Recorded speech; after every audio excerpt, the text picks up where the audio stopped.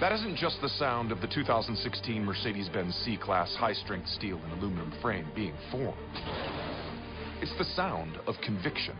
Conviction that created a lighter, quicker, and more efficient C-Class, whose beautiful form commands attention, while its more powerful, fuel-efficient engine demands to be driven. This is what conviction sounds like. Now, discover what it feels like in a 2016 Mercedes-Benz C-Class. Blog Talk Radio. Here we go.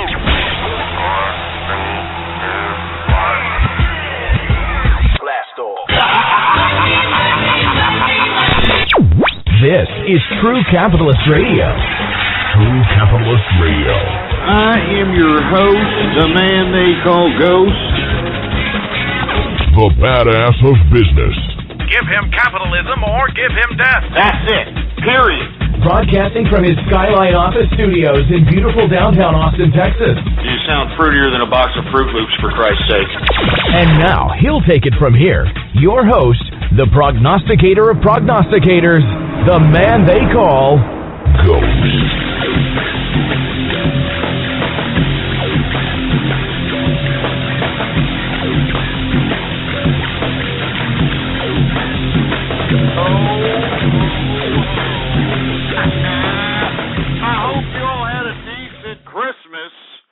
What's going on, folks? And thank you for tuning in with me to another edition of True Capitalist Radio.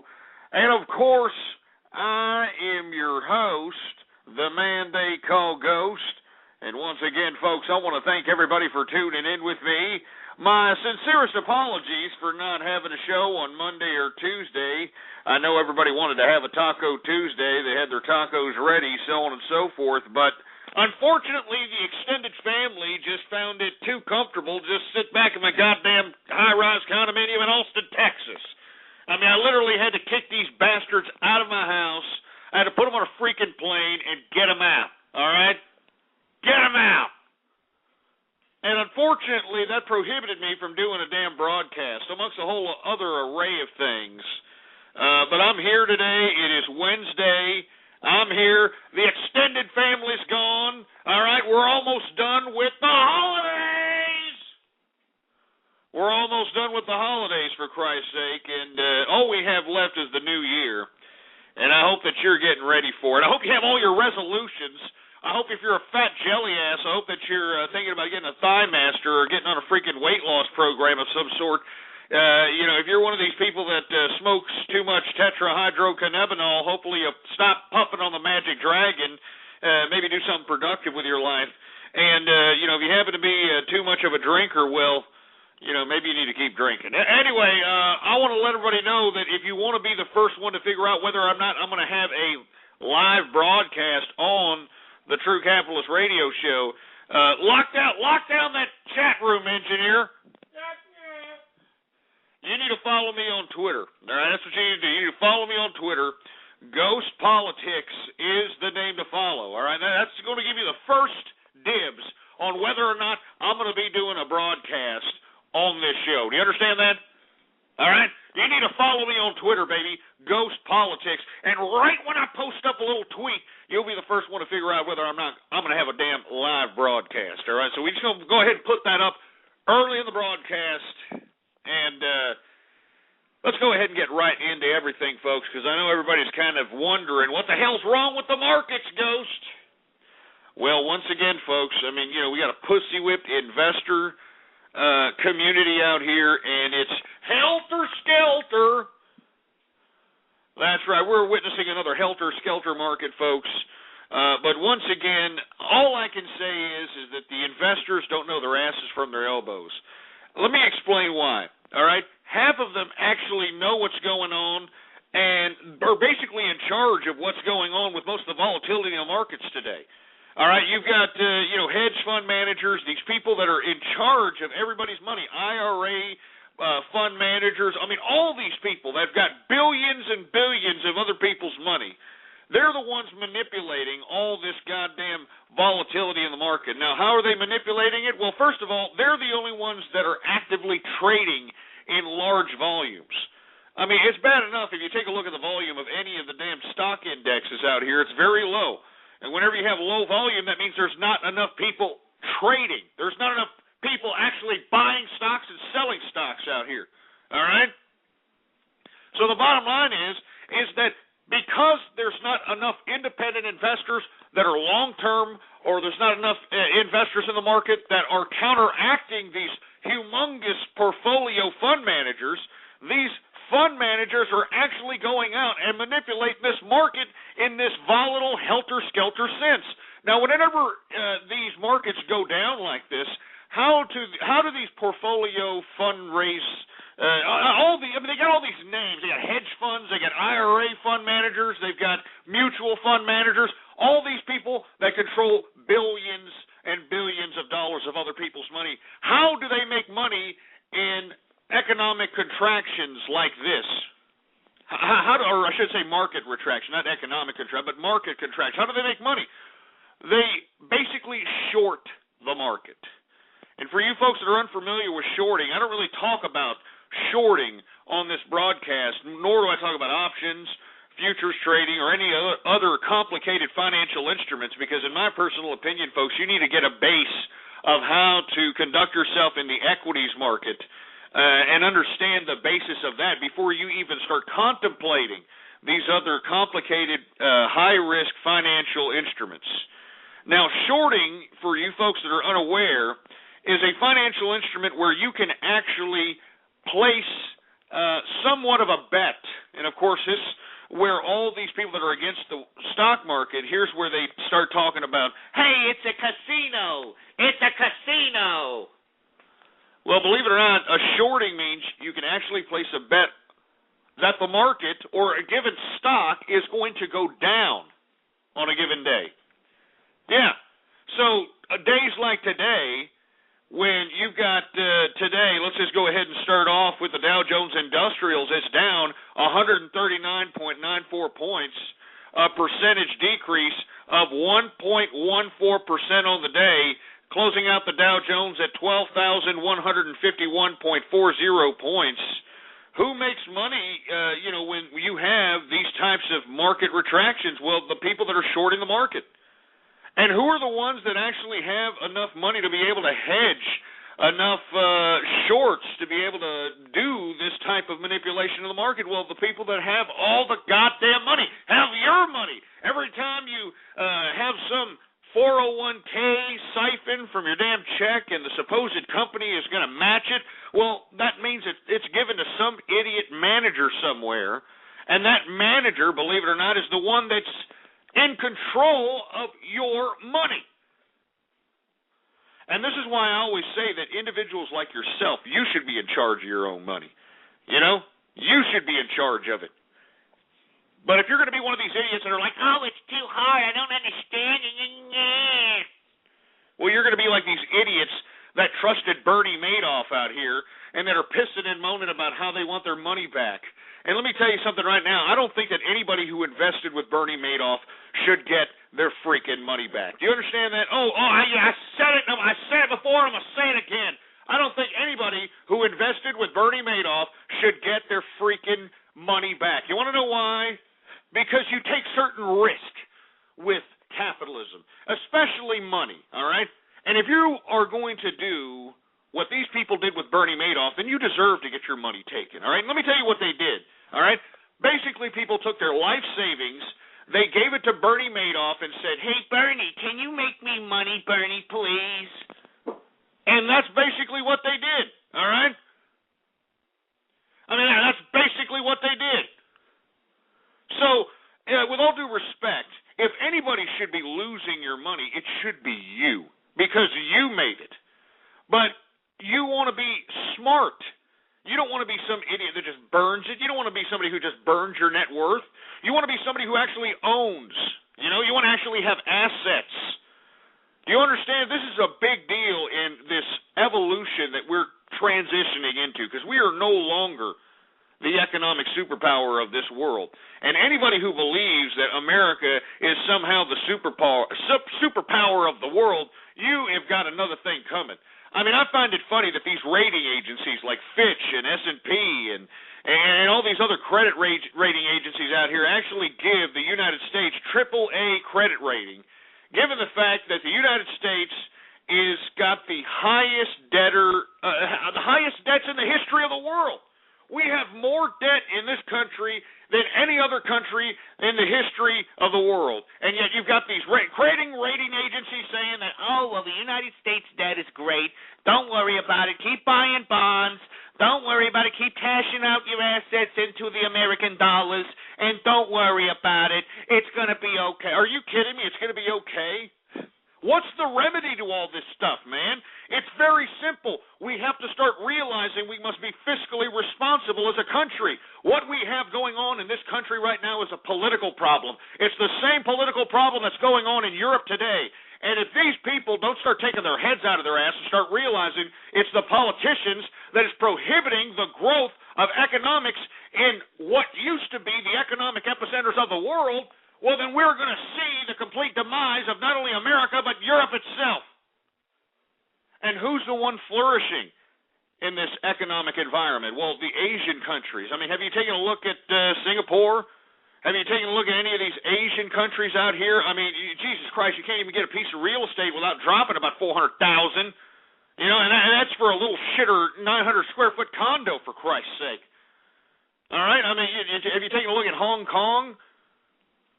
All right, I mean, have you taken a look at some of these emerging markets in South America, for Christ's sake? I mean, look, there are other markets that are actually emerging that are starting to realize that, hey, look, we're going to take advantage and see what Europe and America has done, and we're not going to make those same mistakes.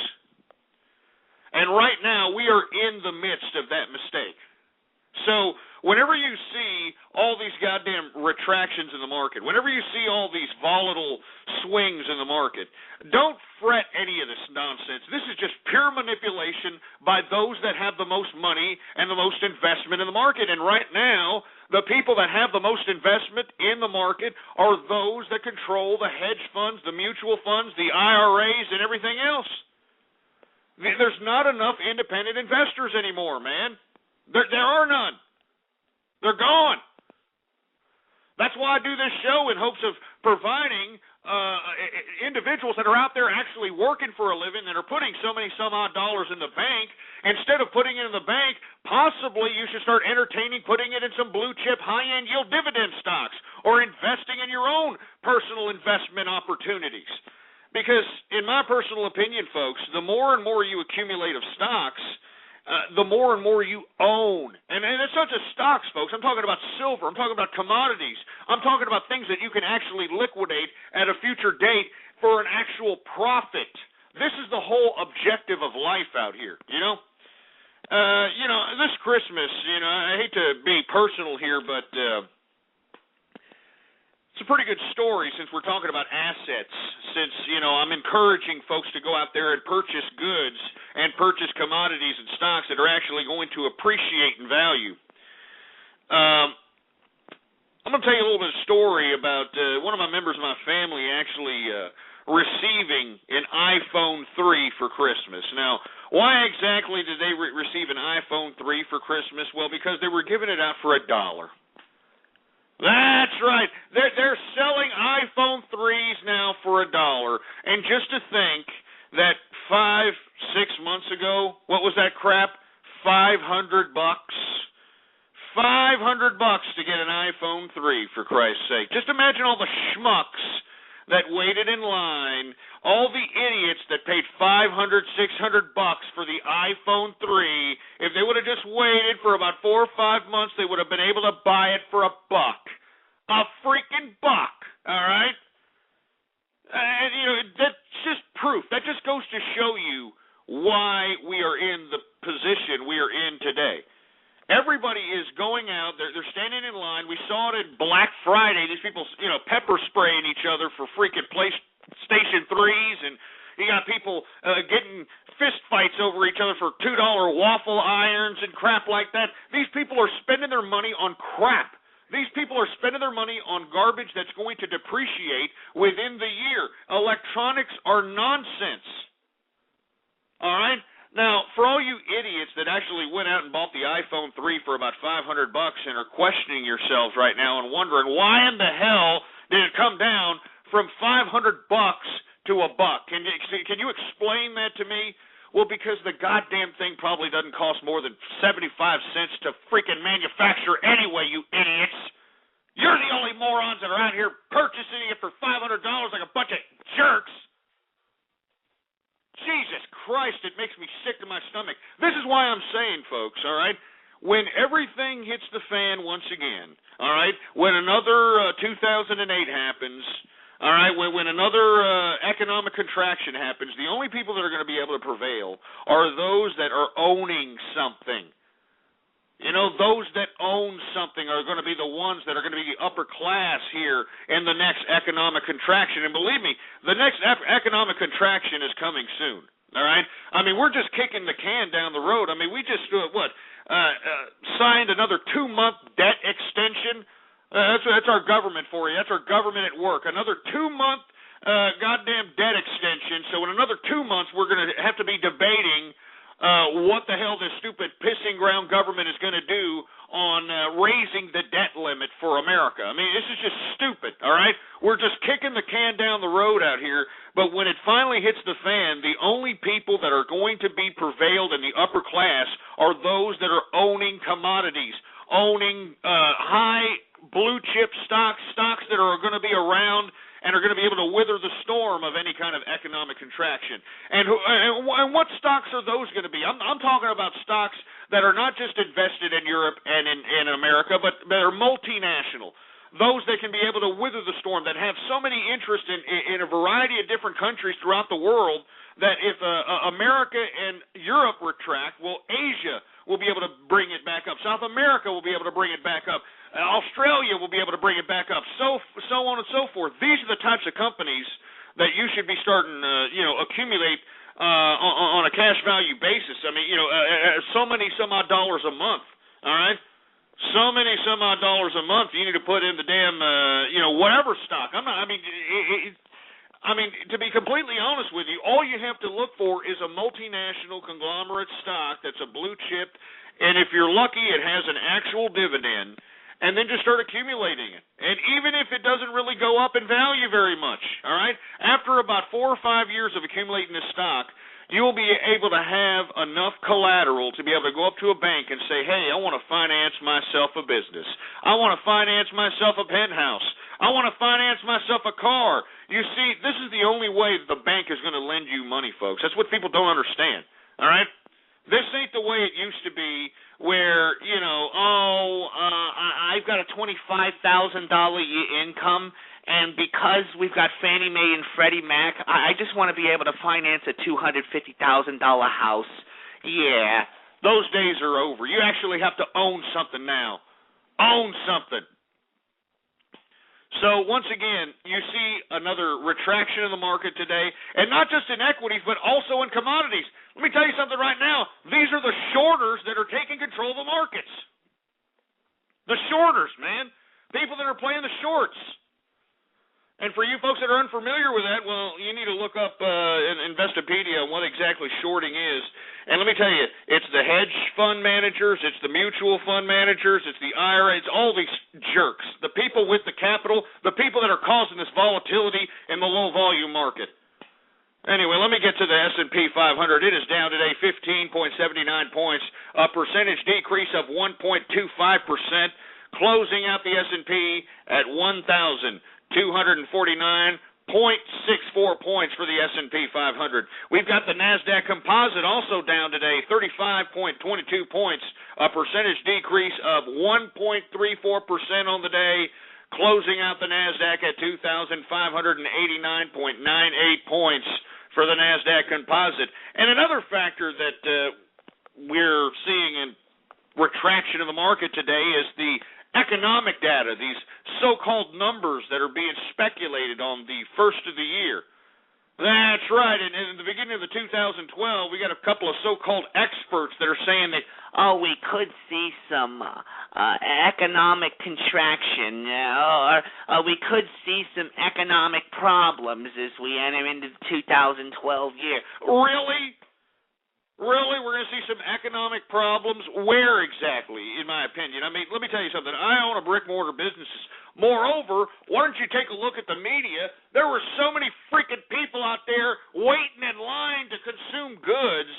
You mean to tell me that everything that was made in the fourth quarter in December and in November, you mean to tell me that that is going to post on the negative here after January? I think not. I think you people are idiots. I think this is just a big ruse once again. These idiots are manipulating the market. And let me tell you something. The reason they're manipulating the market is because they can, because there's nobody that's out there in America that is investing in the stock market, all right? Everybody's out there blowing their money on Chinese-made goods. That's all everybody's doing. Chinese-made goods and fast food. That's what everybody's blowing their money on, for Christ's sake. If we had the average everyday American, even if they just put in $100 a month, even if they just put in $100 a month into some brokerage account and purchase some sort of blue chip stock every month, they would have more in the end than any of these idiots that continue to go out and purchase these ridiculous Chinese-made, pathetic gadgets that break down in about a year anyway. Stupid. Anyway, let me get to the FTSE 100 for my European brethren across the pond.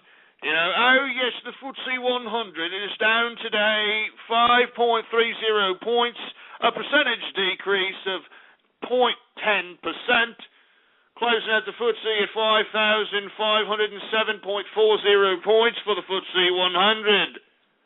We've got the DAX for our German brethren across the pond. Schlagen, Schlägen, Schlagen, Volkswagen, Sieg Heil! For our German folks, they're down today, man. They took it in the teeth.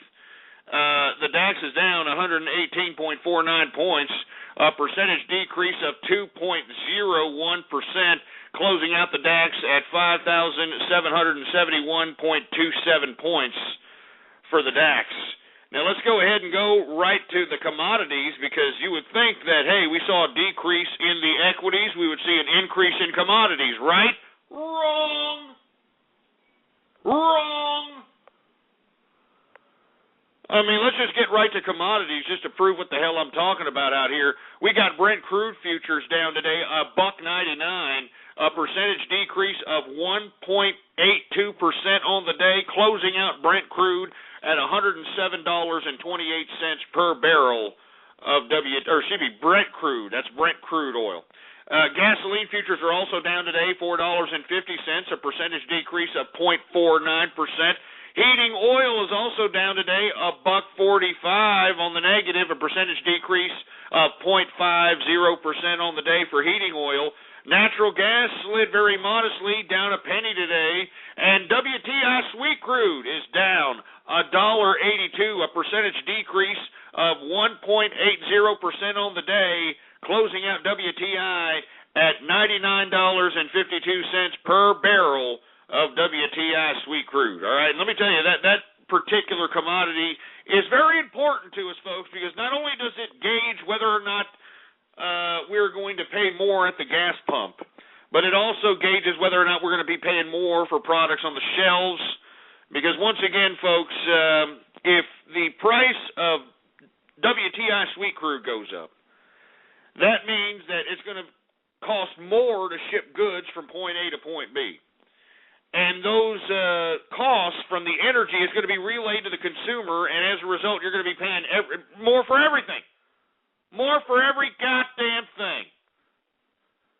So anyway, that's why I always try to emphasize to you milky lickers that are out there fanning your balls instead of actually listening to some of this goddamn economic commentary that I'm putting forth out here. This is why I'm telling you, this particular commodity in general, if you don't even follow the markets, if you don't even care about the markets, at least you should be concerned about WTI's price, all right? Anyway, let's get to agriculture, shall we? We got canola up today, $7.60, a percentage increase of 1.47% on the day. We saw some pretty good activity in cocoa throughout the week when I was gone, but once again, we see a retraction today, down $83, a percentage decrease of 3.75% on the day for cocoa. And for all you assholes that make a excuse, make some kind of excuse for being jerk-offs in the morning by saying, hey, dude, just don't talk to me unless I have my coffee, dude, all right? Just don't talk to me. Well, you're going to have to pay a little bit more money out the pocket because coffee is up $3.90, a percentage increase of 1.75% on the day for coffee. Corn is also up, for Christ's sake. I mean, Jesus Christ, I'm sick and tired. I'm sick and tired of corn going up, for Christ's sake. But our government continues to give the corn ethanol industry our tax money to literally burn half of America's corn yield so we can provide a so-called alternative energy to petroleum. Yeah, right. Shut up.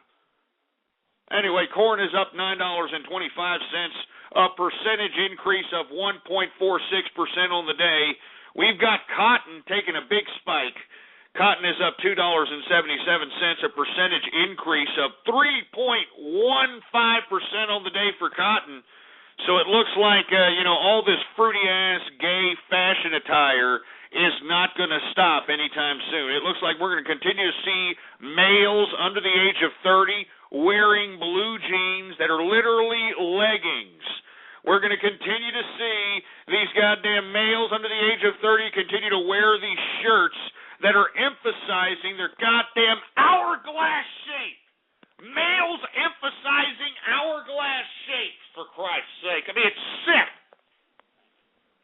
Oh, my God. Anyway, we're going to continue to see the Abercrombie bitch and the Hollister and, all that other crap.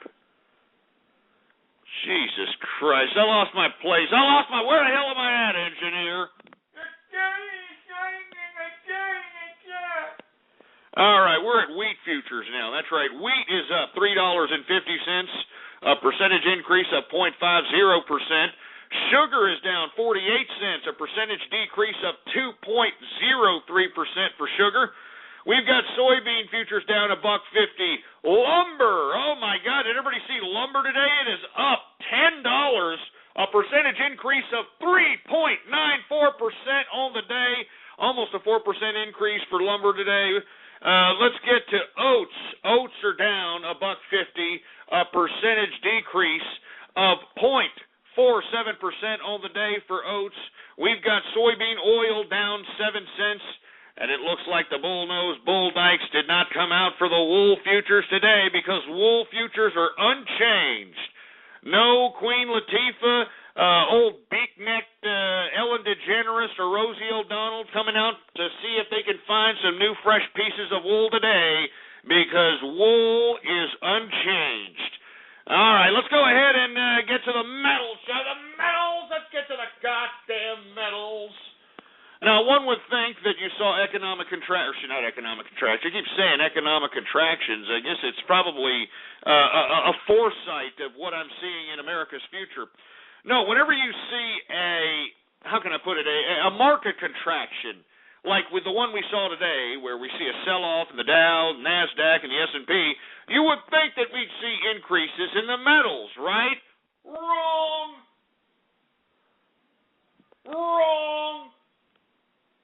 I mean, complete opposite. This is why I'm saying everybody's shorting everything. This is just complete manipulation of the market. But not to fret, folks. I mean, whenever I see these types of retractions, I see buying opportunities. All right? I mean, I see buying opportunities. And the reason I see buying opportunities in the metals, folks, and let me tell you, I'm starting to believe that these people in Congress, these people that are in power today, these people that are making these economic policies are not going to sway from the Keynesian economic theories that they have implemented within the past several years, all right? Which means that they're going to continue, all right? They're going to continue to keep printing money, all right? The government's going to continue to keep spending money. I mean, the government is spending money at unbelievable, ginormous proportions, for Christ's sake, putting America more and more into debt. And this is why I'm saying we are the highest debtor nation in the history of the world, America is.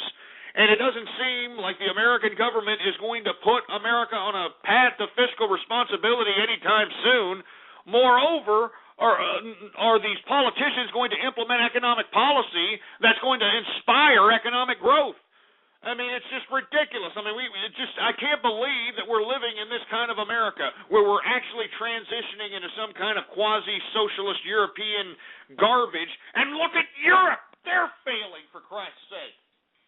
And, you know, the thing about Europe, and for you Europeans that are listening in out there, I mean, you should take heed to this. Europe is not actually is in a bad situation as America. You know, most of Europe's debt, it relates to the unfunded liabilities as it relates to this socialist experiment. I mean, all they really need to do is implement political measures that will wean the people off of socialism, all right? Henceforth, the government won't have so much outgoing unfunded liabilities, all right, for these socialists that are basically dependent on the government. All right, I mean, because let's be honest, most of Europe they don't have debt. All right, they don't have deficits like America out here. All right, I mean, America has taken out deficits for ridiculous wars that are basically slapping us in our face, i.e., Iraq, Afghanistan. All right, I mean, we've taken out humongous deficits for unfunded liabilities, for defense spending, for all kinds of nonsense, for pork barrel spending, and it's ridiculous, all right? And you see, what's unfortunate is that the reason that Europe can't get itself on a fiscal responsible road is because they have allowed their people to be so dependent upon the government that they don't know anything else. That even the suggestion of something else other than being dependent on the government is so frightening to these morons in Europe that they're rioting in the street, all right? I mean, they're throwing Molotov cocktails at the freaking police out there because they don't want to get off socialism. But I guarantee you, folks, if you Europeans are listening, especially you young Europeans, if you could somehow talk sense, or if not talk sense, just completely usurp power from the older generations and start actually implementing some sort of austerity measures that would put your country on a path of fiscal responsibility, I guarantee you that Europe would be saved and all the countries within the Eurozone would be saved because they don't have debts, man. On the contrary, America owes most of those people within the Eurozone. America owes most of its debt, believe it or not, to England. So what I'm saying is, folks, is that we're at the same path, as far as us is concerned, I'm talking about America, we're on the same path.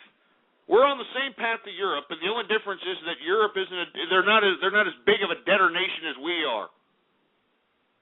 And it's a shame. That's what it is. It's a goddamn shame that nobody in America can't take their heads out of their ass and start realizing that, hey, maybe we need to stop sucking off the government teeth. Moreover, we need to start forcing our government to implement economic policies that actually spawn economic growth. That means lower taxes. That means broadening the tax base like Herman Sugar Cane had suggested. And let me tell you something right now. That's what we need. I hate to say it. That's what we need. We need to somehow raise more taxes, but at the same time, we've got to lower taxes. How the hell do you do that? Herman Cain had a great suggestion, 999. And let me tell you what you did. You lower taxes on the corporate and the personal income end. All right, you get rid of all this nonsense, you know, the inheritance tax and the freaking capital gains tax and all these ridiculous taxes, and everybody's just basically taxed at a low rate, while at the same time you're bringing down the tax rate on everybody, corporate and personal. You broaden the tax base. You broaden the tax base by putting in this 9% national sales tax, which will enable the government to generate more funds to offset the losses that they have incurred through all this deficit spending. And then you have to make sure that the government cuts its books, because unfortunately, whenever you have a government that finds itself in more money than it expects, it decides that it wants to spend even more money than it has. So I'm just saying, man, all right? I'm just saying. Just a suggestion out here for the Europeans that are sitting in out here, because let me tell you something. These currencies that are out here in the world today, they're diddly, all right? They're diddly. And in the end, when the American currency has been overprinted to the point where it's useless, when the euro finally collapses because, of their own socialist experiment, you better be holding on to some kind of commodity, in my personal opinion. And I think that metals is a good commodity to be holding on to. I think that also anything that I had just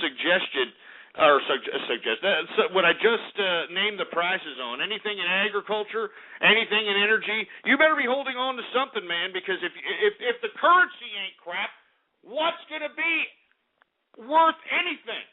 I mean, what's going to be the new currency? I mean, just keep that in mind. That's all I'm saying, man. That's all I'm saying. Anyway, let me get to the guy. Let me finish this crap. All right, we got the copper futures going down today, $4.90, a percentage decrease of 1.44% on the day. We've got precious metals. We got gold down. Jesus Christ, gold is down $38.30, a percentage decrease of 2.40% on the day, closing out gold at $1,557.20 per troy ounce of gold. And let me tell you something right now, man. These retractions in these metals has me highly attractive to accumulate more and more physical, or possibly even investing into other stock or ETF plays related to metals. Because the bottom line is, man, is that what's going to be the new currency when the American government has outspent itself? I mean, your guess is as good as mine, but I tell you right now, it's going to be something in commodities, probably something in precious metals. I'm just saying. Anyway, with that said, silver is also down today, $1.67, a percentage decrease of 5.83% on the day. I mean, Jesus Christ. Jesus Christ, man. But let me tell you something right now. I'm still buying silver. All right, I'm not joking. I'm still buying silver. And the bottom line is that the CME group can continue to try to raise these margin requirements, all right? They're going to raise these margin requirements, for Christ's sake, all they want to. But in the end, long term, you better be holding on to some silver. You better be holding on to some gold. You better be holding on to some rice. You better be holding on to some kind of commodity because that's the only people that are going to be in the upper class here in the future. In my view, that's the only thing. I mean, come on, man. I mean, do you actually believe that the person that's got $50,000 or $100,000 in the bank and they just keep that there, you think that they're going to be more secure than those that are actually holding $100,000 in silver, or those that are holding $100,000 in gold, or those that are holding $100,000 in beef, or those that are holding $100,000 in, whatever. I'm just saying, man. I mean, I'm holding very little of my capital in cash. Very little. Very little. Anyway, let me continue going, for Christ's sake. Let's get to the livestock, shall we? We've got live cattle down today, 5 cents, a percentage decrease of 0.04% on the day. We've got cattle feeder futures down 7 cents today, they're up 7 cents. Cattle feeder is up 7 cents, a percentage increase of 0.05%. And lean hog futures are down very modestly today, but they were taking a spike up if you had seen them the past couple of days. But down today, 20 cents, a percentage decrease of 0.23% for all you assholes that like to shove a couple of hambos down your goddamn gullet. Well, let me tell you something right now. We may see another spike here as we approach the new year, but we're going to start seeing this thing slide. And in my view, you'd start to basically gauge what the top is here after the first of the year, and then you start figuring out what you're going to do as far as your play relating to hambos is relating. Anyway, that, my friends, is the markets for your ass, baby, all right? Oh, man, I hope everybody had a great Christmas. I had a decent Christmas, all right? I mean, hell, I had a Christmas Eve special for all you folks that were here to take part in it. How many people were here for the Christmas Eve special, for Christ's sake? I mean, Jesus Christ, it was a ghost Christmas And let me tell you something right now. Ghost bestowed his Christmas spirit on those that called him throughout the year and thought they could be some just racist, foul-mouthed piece of driveling crap. Huh? Woo! Anyway, let me go ahead and take a drink here. As a matter of fact, I'm drinking beer. I'm drinking some Spaten Optimator. Has anybody ever heard of this? Spaten Optimator. It's made by the Germans. Slogan, Volkswagen. Let me tell you something right now. This is a 7.5% alcohol volume here. Pretty good stuff. It's an ale. Great stuff, man. I mean, you know, you're talking about you know, a pretty good kind of a drink that's going to get you a little bit more inebriated faster. That's the drink you want. Anyway, I'm going to take a drink here. It's good stuff. And for all you idiots that are saying, Oh, it doesn't taste very good. It tastes like poop. well, that's because you're probably some little kid that shouldn't be drinking to begin with. All right, that's a man's beer. You understand? I mean, do you understand that Spaten has been around since 1392? 1392. That means that Nordic freaking German drunkards were drinking to this before Christopher Columbus was a twinkle in his father's nutsack. Do you understand this? I mean, this is history here, all right? This is history. Jesus Christ. Now, I'm not German, by the way, but I appreciate the nuances of different libations, all right? I mean, for all you idiots that are sitting here talking garbage that I'm some kind of a goddamn alcoholic or, you know, I've got some kind of a goddamn drinking problem. Hey, I'm a connoisseur, assholes, all right? I'm a connoisseur. All right, I like to appreciate the nuances of things that I'm drinking. I'm not out here buying the same Kentucky Fried Chicken piss every single time that I sit here and have a drinking session. I'm out here buying something different, all right? Let me tell you something right now. If there's anybody who's a connoisseur of alcoholic beverages, it's this man right here. If there is somebody who is a connoisseur or aficionado of cigars, it's this man right here. Do you understand? I like the best. I like living for vices. Do you understand what I'm saying? I mean, people always ask me all the time, Why exactly do you spend so much money on alcohol, Ghost? I mean, it's not a very good investment. hey, ass clown, what else is there to live for out here, for Christ's sake? It's about having a good time. You know what I'm saying? It's about going out there, living the town, you know? Going out there and living it up, for Christ's sake, man. If you've got the money to buy the best liquor, all right? I mean, the stuff that has been distilled thoroughly that ain't going to leave any kind of mysterious particles in your liver, all right, or isn't going to rip the lining out of your intestines, all right? When you're smoking the best cigars, I'm talking about Opus X, baby. I'm talking about Davidoff cigars, baby. I'm talking about VSG, virgin sun-grown cigars, baby. All right? That's what I'm talking about. When you're sipping on Louis the 13th, baby, when you're thirsty, that's the life, baby, all right? That's the life. Living lavish. All right? I mean, every time that I go smoke a cigar, I go outside my patio out here in Austin, Texas. And let me tell you something. I have a pretty good high-rise condominium that oversees the city. You smoke a damn cigar out there. You're sipping on some goddamn cognac in your snifter glass. And all you got to do is just look out at this city and be like, man, I'm living lavish, baby. And you know what? I don't want to stop. I don't want to stop. You understand? And that's the way you should be living, all right? That's the way you should be motivating yourself. You know, when you find yourself enjoying life, enjoying the fruits of your labor, you don't just stop there. You just sit there, take it in, make sure you appreciate that moment, and continue freaking going. All right?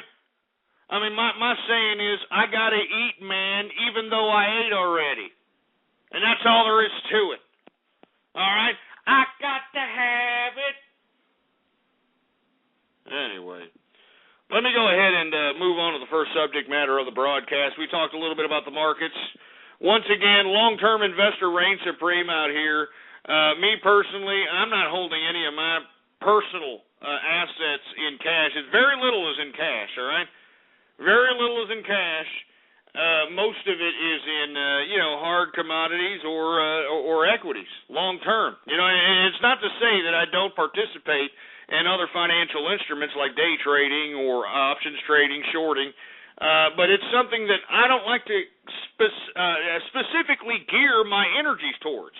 I like to utilize those financial instruments and try to get as much liquid as I possibly can and parlay that liquid into long-term investment. That's the way it should be, man. God damn it. Anyway, let's just go ahead and let's get to the first subject matter of the broadcast. 646-652-4869 is the number to call if you want to chime in on anything.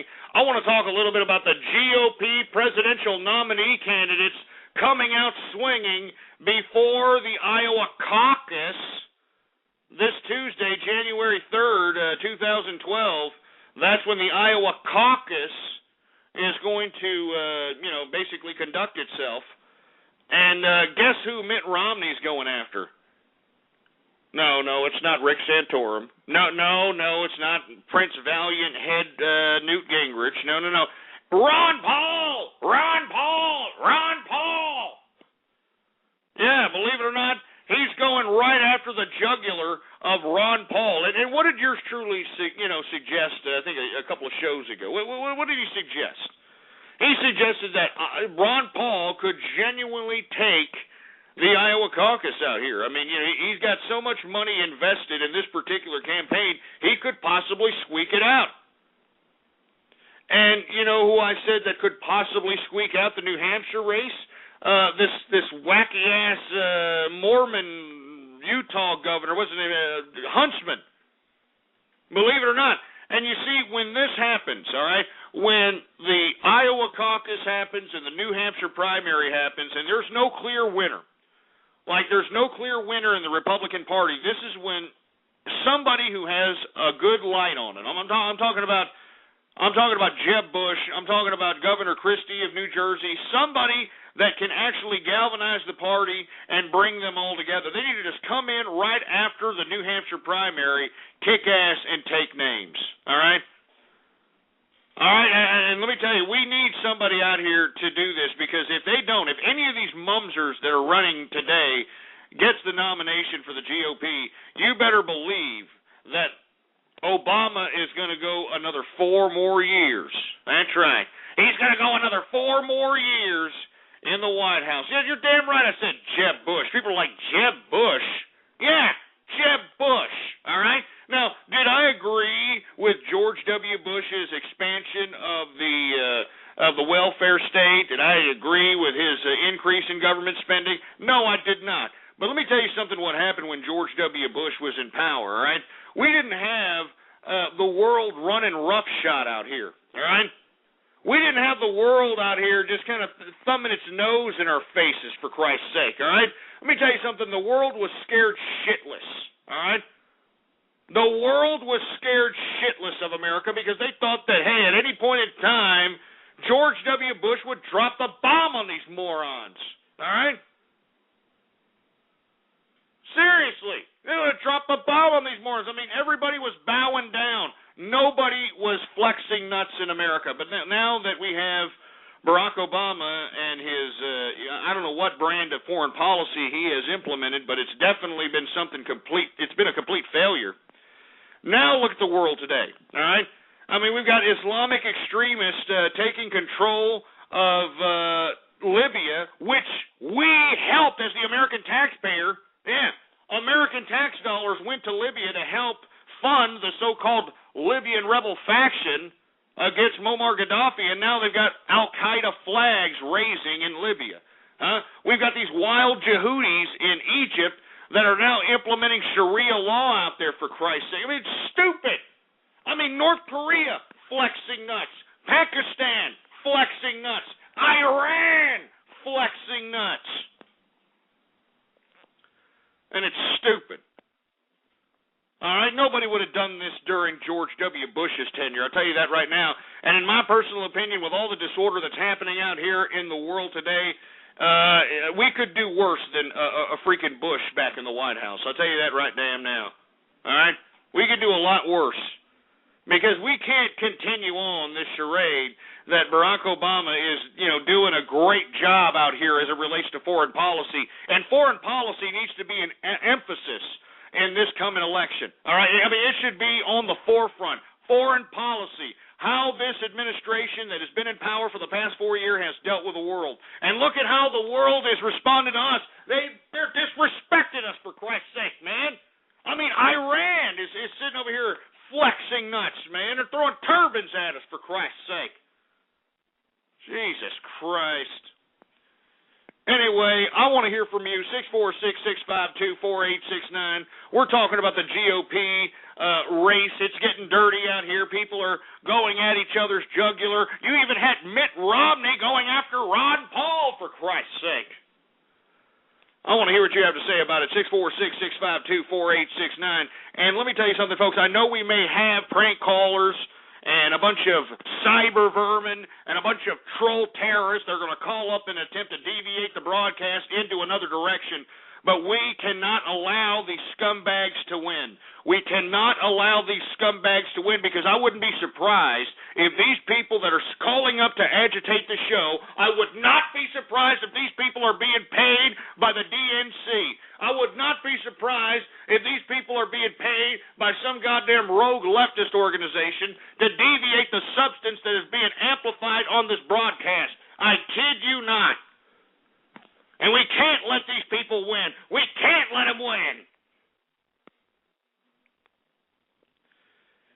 Anyway, I want to hear what you have to say about the GOP. 646-652-4869 is the number to call out here. I want to hear from you. Let's take some calls right now. Do we got some calls, engineer? All right, area code 267. What's up? You're on the horn. What do you think about the GOP? Yeah, just saying the iPhone 3 costs $178 to make. What? You were talking about the iPhone 3 costing 75 cents to make. It actually costs $178 to make.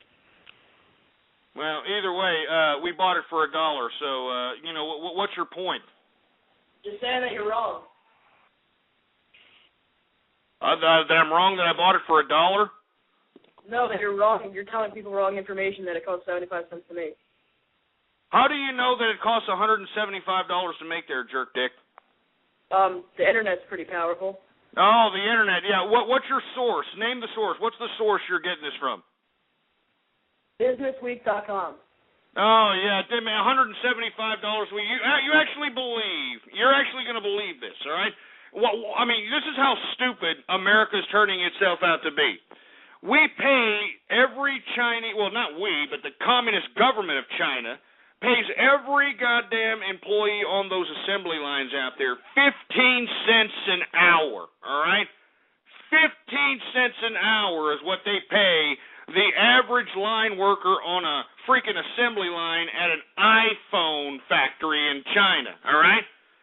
Now, you mean to tell me at 15 cents an hour in an assembly line situation where they've got it all set up to where they're probably, shitting out iPhones at about $1,000 an hour, you mean to tell me, or probably more than that, I don't know, probably even more than probably $5,000 an hour, who the hell knows, you mean to tell me that it costs $175 to make every single freaking iPhone? Get the fuck out. Excuse me, with all due respect, little stupid young one, get the hell off my broadcast, all right? Get the hell off my broadcast and go get yourself an economics class, you stupid dumb jerk. Jesus Christ. Maybe it cost wholesalers, like if you wanted to be somebody who carried the freaking iPhone and you wanted to purchase it for retail sale, maybe it cost somebody for $175 so that they can put it for $500 markup at their store, you stupid jerk.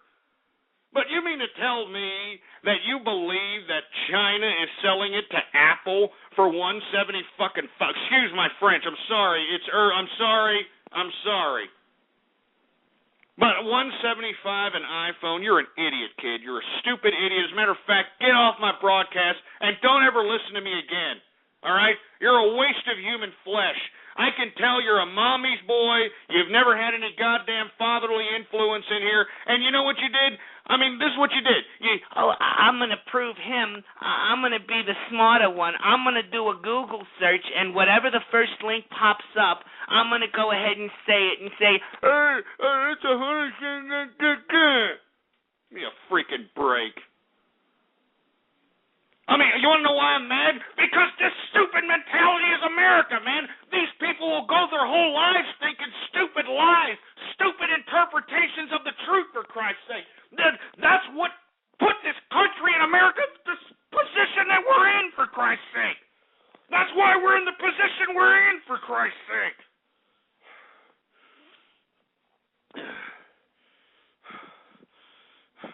I mean, it makes me sick, man. I mean, it makes me sick. All right, hey, stupid kid, just don't listen to me anymore. Right? You're a moron. Jesus Christ, give me my drink. Give me my drink.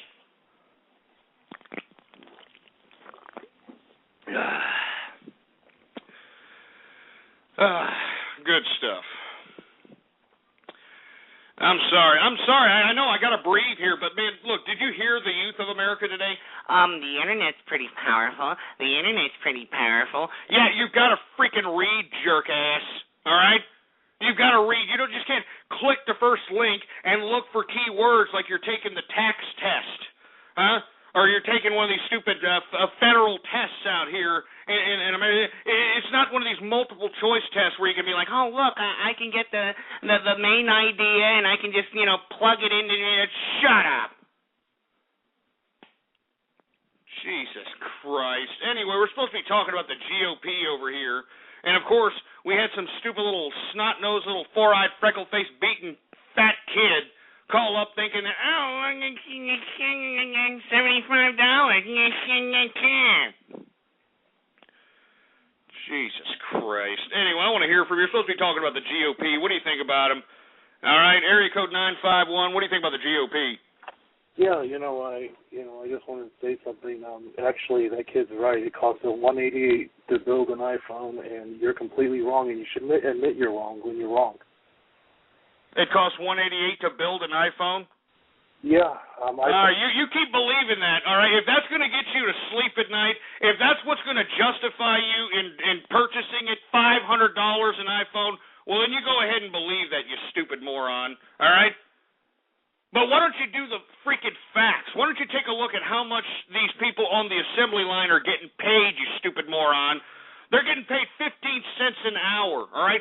The crap that they construct the iPhone with is nothing, for Christ's sake, all right? It's nothing.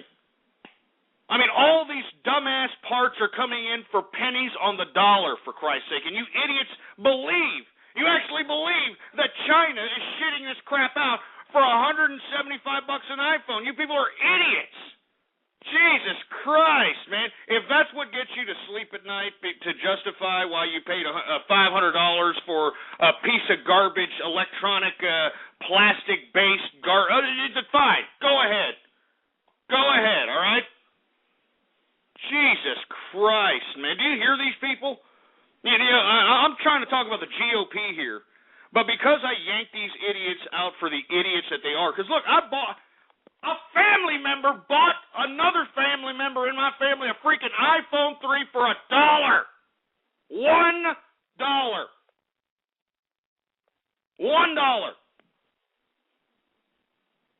I mean, you mean to tell me that they're just going to eat $177? Bull crap. All right? Bull crap. I don't care how much money you're making as a corporation. There's no way you're gonna mark that crap down that much, for Christ's sake. Jesus Christ. What a joke. What an utter joke. It makes me sick. You know what? Who cares about the iPhone, all right? If you idiots believe that it's $178, who cares, all right? I don't care. All right, you're the morons that are going to continue to purchase this crap and blow your capital on it, while capitalists like ourselves, me and other true capitalists throughout the world, are actually going to purchase commodities. We're going to purchase equities. We're going to purchase real estate. We're going to purchase cars. We're going to purchase things that we can actually liquidate 2, 10, 15, 20 years down the road while you're sitting there with a dumb, broken piece of crap plastic remnants of what used to be an iPhone, for Christ's sake.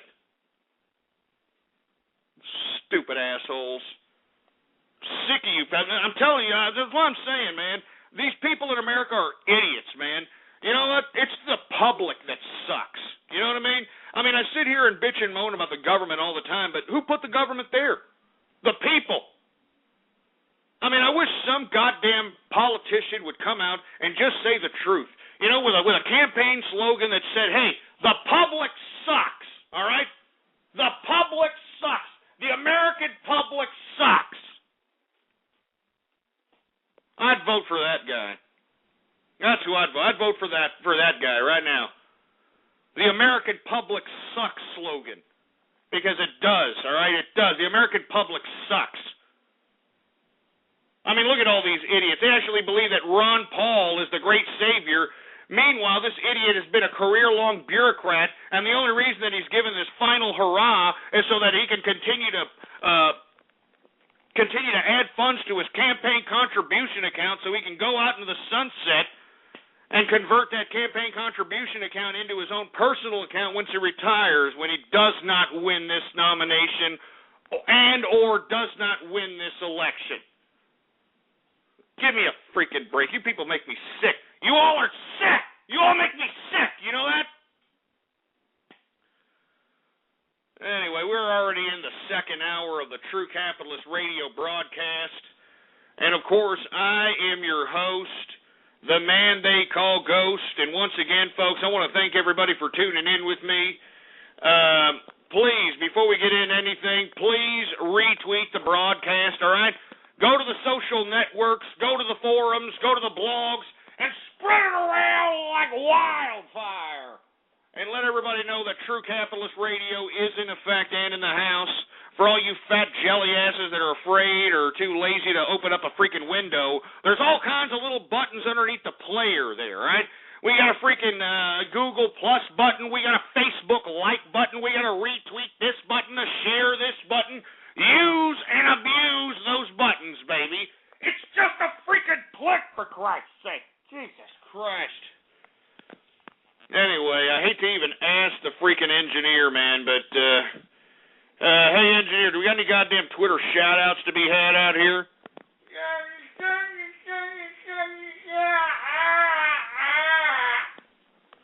Well, according to the engineer, we do have a few Twitter shout-outs to be had out here. And before we do it, lock down that chat room, engineer. Lock down that damn chat room. All right, if you want a shout-out right here, right now, all you have to do is go to my Twitter account, and the Twitter account is Ghost Politics. There it is on the screen. All one word, no underscores, none of that crap. All one word. All right? And all you got to do is retweet the first tweet on that Twitter account right here, right now, and I'm going to start going out and give Twitter shout-outs to anybody who retweets the first tweet on the Twitter account, all right? Everybody got that? Is that so hard? Is that so hard for people?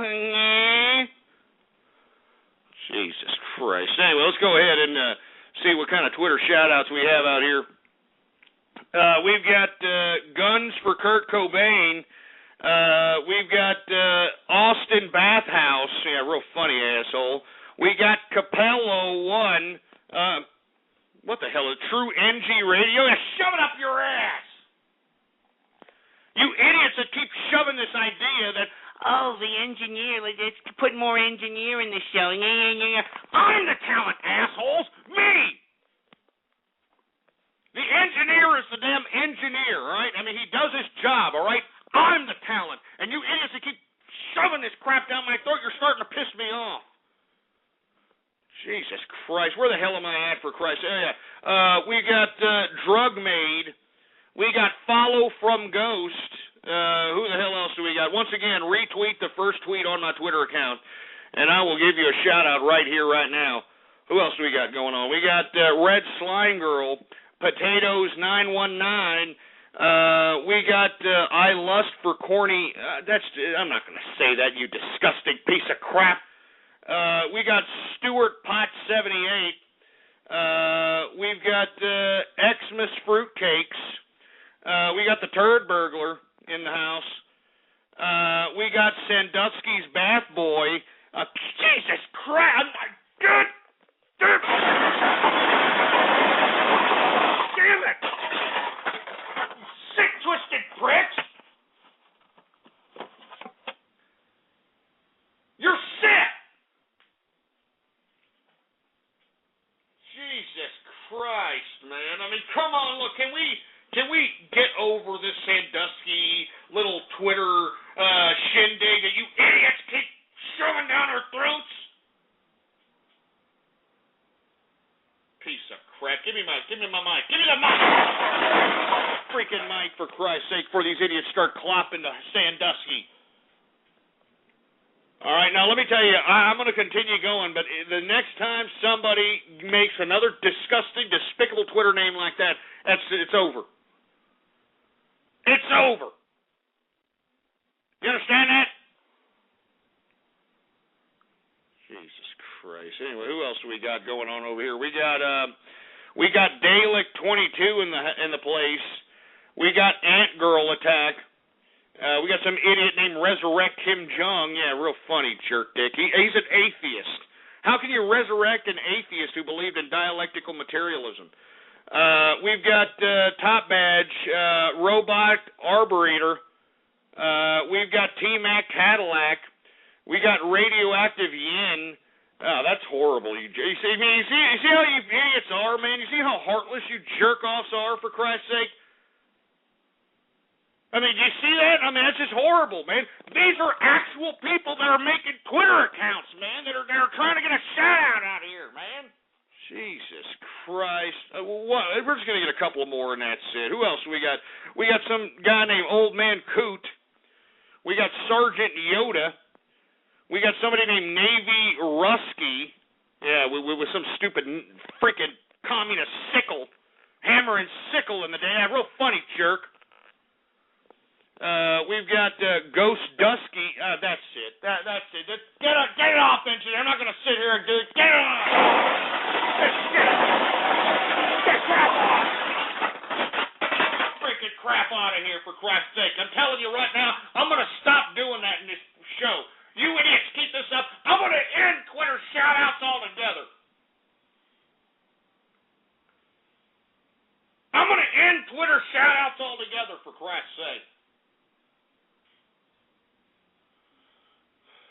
Son of a bitch. You're pissing me off. That's why I'm raging hard. I'm raging hard because you're pissing me off. And let me tell you something right now. You keep pissing me off, I'll end this damn broadcast, you stupid sacks of crap. Jesus Christ. Give me the mic. Give me the freaking mic, for Christ's sake. Do you understand that I don't have to be here? All right? I don't have to be here. I don't understand that you idiots just don't take this through your freaking heads, for Christ's sake. I don't have to be here. All right? I could be on 6th Street right now. I could be on 6th Street. It'd be Miller time, baby. Miller time. So I'm telling you this right now. I'm going to keep this show going, all right? But if you idiots piss me off, man, I'm going to end this show, and I don't know when the hell I'm going to be back, all right? You people are really starting to push my buttons on this crap, all right? All right? I mean, you're literally starting to push my buttons, all right? I mean, all of you jerks are already in hot water as it is with all those stupid YouTube videos that you idiots are making of me, for Christ's sake.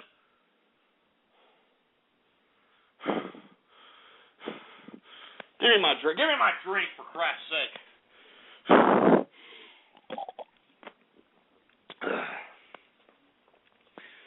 Oh, you stupid crap. Anyway, we were talking a little bit about the GOP presidential nominee candidates are coming out swinging before the Iowa caucus. But let's go ahead and move on to another subject matter, since you idiots don't care about Iowa caucuses.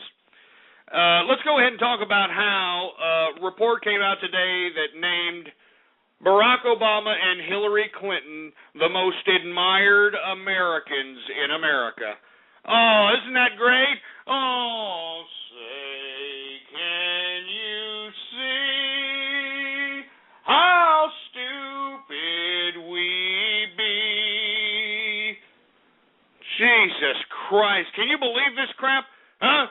I mean, where we're at in America today, you know, the bowels that America is currently in today, we actually have Barack Obama named the most admired man in America. That's right. Barack Obama today is the most admired man in America, and Hillary Clinton is the most admired woman in America. Yeah. I mean, can you believe this crap? I mean, look it up for yourself. It's out there, man. I can't believe this crap. I mean, what's really to admire, actually? I just don't get it. I don't get it. What are we supposed to admire here, right? The president has a Nobel Peace Prize that he doesn't deserve? I mean, what, Hillary Clinton was able to say that, oh, well, it's a right-wing conspiracy. They're putting all these women's mouths on my husband's penis, so it's a right-wing conspiracy. I mean, what? What are we admiring here? What are we admiring? I want to hear from you. I want to hear somebody that admires one of these people. I'd like for you to give me in explicit detail why exactly these are the most admired people in this country. Can somebody explain? I mean, engineer, do you admire these people?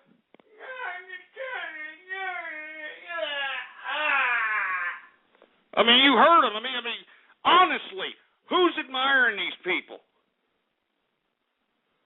Jesus Christ, 646-652-4869 is the number to call. We're talking about how Barack Obama has been named the most admired man in America, and Hillary the most admired woman in America. And I want to hear what you have to say about it.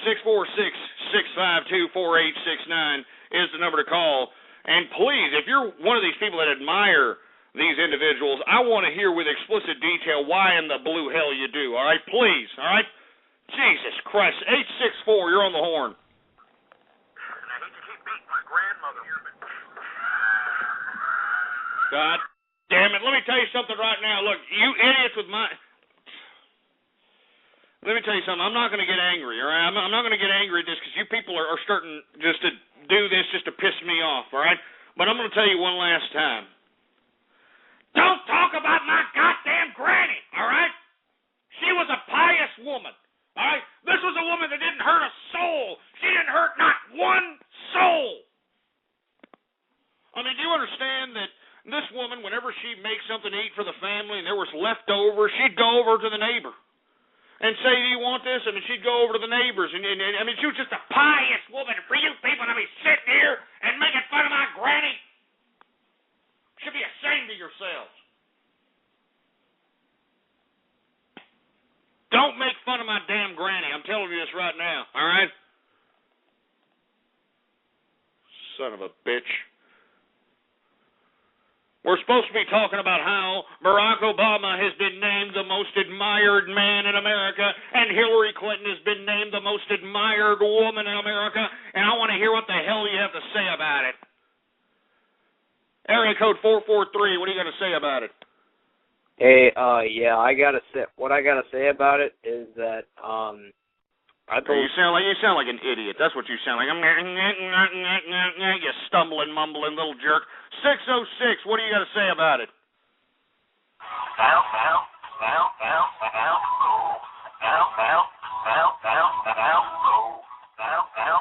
Here we go with this freaking ham bone remixes, for Christ's sake. I'm not a freaking ham bone! Enough with the ham bone remixes, man. Enough of that crap.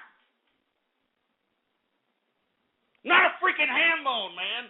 I mean, the whole reason why I brought in the ham bone movement into effect was for you idiots, when you saw these freaking fat jelly asses with their freaking guts hanging over their goddamn testicles, for Christ's sake, their goddamn private parts, you people pass by these idiots and just say, ham bone, ham bone. I mean, it's as simple as that. Jesus Christ. And enough of those goddamn ham bone remixes. I'm getting tired of them. All right? 914, what do you think about Obama and Hillary?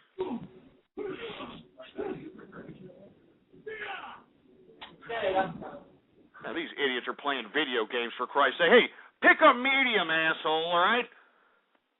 Jesus Christ. 508, what do you think about Hillary and Obama? I think they'd make an excellent sex tape. Really? You're into that jungle fever type of stuff? Hell yeah, dude. Really? Yeah. Would you put on that one song, Jungle Love? Yeah. Oh. Girl, I want to get to know ya.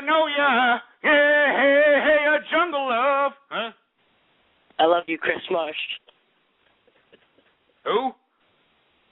Chris Marsh. Chris it's you, Marsh? dude. Yeah, you're Chris Marsh. Oh, Jesus Christ. Here we go again. Guess who Ghost is? It's Chris Marsh today. It's Johnny Brennan yesterday. It's Robert Chomsky the day before. I mean, give me a freaking break. Can you shove it up your ass on trying to guess who the hell I am, please, all right? Seriously, can you shove it up your ass, please? Jesus Christ. 208, what do you think about Obama and Hillary? So if they say everything is bigger in Texas, does that include your ham bone population? Yeah, shut up, all right? Shove it up your ass with that crap, all right? We're supposed to be talking about serious business here. 860, what do you think about Obama and Hillary? Just shove it up your ass, man. What are you living in a dumpster? 951, what do you think about Obama and Hillary? How to do, Ghost? What's going on, man? Fuck your family, fuck your granny. Really? Hold on, stay right there, 951. I got something to say because I think it's about time for everybody's favorite game. It's Guess the Minority! That's right, folks. It's everybody's favorite game. It's Guess the Minority. I definitely hear a minority twang in this person's voice. So go ahead and put your guesses on the screen right now. It's everybody's favorite game, folks. It's Guess the Minority. Let's go ahead and get... Oh, wait a minute. He hung up. Oh, wait. Oh, he hung up, man. He hung up. Oh, come on. What's up with that? We were going to have some fun there. Anyway, that was a brother. You and I know it was a brother. It was a brother. Come on. He didn't even sound like, a brother, too. That's the sad part about it. A lot of these black brothers out here, they're starting to sound fruitier than a box of Fruit Loops, all right? I mean, I remember when brothers used to have soul. Remember that? Remember they used to have soul? Remember they used to sound like some down-ass OGs? Remember, like, hey, what's up, man? You know what I'm saying? It's stuff like that. Right? You know what I mean? They used to have that good, jive shuckling, that shuckling and jiving type of situation going on. Anyway, that's enough. Anyway, let me continue going. We're supposed to be talking about Obama and Hillary Clinton out here. Unfortunately, we were sidetracked by an attempt at the Guess the Minority game. Unfortunately, our minority ran away as if we were La Migra. So let's go ahead and continue going. We got 832 on the horn. What do you think about Obama and Hillary? Hello, Ghost. What's up? Who the hell is this? It's Asho. Oh, Jesus Christ. What do you want, asshole? I don't know. I was just stopping by to say hi. And, yeah. What's up, Fantasma? It's Fantasma. Well, why don't you tell us how your Mexican Christmas was? How was it? Okay, so first of all, my mom put tamales under the Christmas tree. It was so... And my mom got me tequila. What's it called? El Cuervo, something like that. El Cuervo. Your mom got you El Cuervo? Yeah. Jose Cuervo, something like that. Jose tequila. Cuervo. What are you talking? Are you drinking that right now, asshole? Because you sound a little bit, inebriated. You know what I mean? Yeah. Yeah, I'm faded. Ghost, I'm faded. You're faded? Yeah, I'm drunk, I hear some people back there. I hear some people. Who's back there with you? I mean, do you have some familia back there? What's going on? Yeah, I have some familia. I have my cousin here, and then I have my dad's boyfriend, brother right here, and they're having a good time, Oh, yeah? Can you tell them to give me a Yelp? Can you tell them to give me a... Can Can you tell them to give me All one right, of those? here. I say the ay.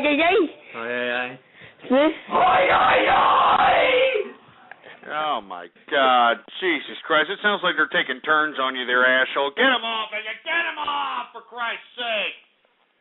Jesus Christ. What the hell's going on over there at Asshole's home, for Christ's sake, man? Oh, my God. I'm sorry, folks. We're supposed to be talking about how Obama is supposed to be the most admired man in America and how Hillary Clinton is supposed to be the most admired woman in America. Unfortunately, we got sidetracked by, Asshole and his Mexican family. Let's just go ahead and continue going. I want to hear what people have to say about this because this is serious business. Let's go ahead and take some Skype callers. How about Too Drunk to Host? What's up? What's going on, Ghost? I want to talk about Obama. All right, go ahead, man. Yeah, I want to say that he's a president totally for the bankers of America. He's totally for the bankers of America? Why is he trying to increase bankers' fees and trying to tax the financial system if he's for the financial banker system of America? Because if you think about it, if you can't find a real job, you got to invest in Burger King. Some stock markets are the rage over the radio to younger kids. See, you don't even know what the hell you're talking about, you stupid moron. You see this? Does everybody hear what I say? When you put these idiots in a corner, haven't you noticed this? It's a consistent trend. It's a consistent trend. Once I put these idiots in a corner where they can't explain their way out, they go and do this dumb nonsense like, then we're going to get a barrel roll. Jesus Christ, you people are idiots. 214, what's up? What do you think about Obama and Hillary? Okay, first off, I would like to say that that's bullshit, and I think that there's a way to explain it. Like, you know how statistics can often be just manipulated? Yeah. All right, well, I'm not sure how exactly we would manipulate it, but that's got to be it. That's, like, the only explanation. No way, man. I'm telling you right now that these people really believe that Barack Obama is a great guy. I'm not joking. I mean, why don't you go up and ask these people? I mean, why don't you go look up some of the highlights of any of these Occupy Wall Street protests across the country? Whenever they threw a microphone in these people's faces and say, well, does that mean that you're going to vote out Barack Obama? They're like, oh, my God, no. No, of course not. Absolutely not. Are you kidding me? I mean, Barack Obama's a great president. Even though these idiots are bitching about their current condition, they're not putting the blame on the president. That's how naive and stupid these idiots are, for Christ's sake. So, no, I don't believe that it's a manipulation of statistics at all. I think that these people are just this damn stupid. I mean, that's just all there is to it. I just think they're this damn stupid. This is America. Jesus Christ. Who else do we got going on? We got, who else? Derp Sherp. What's up?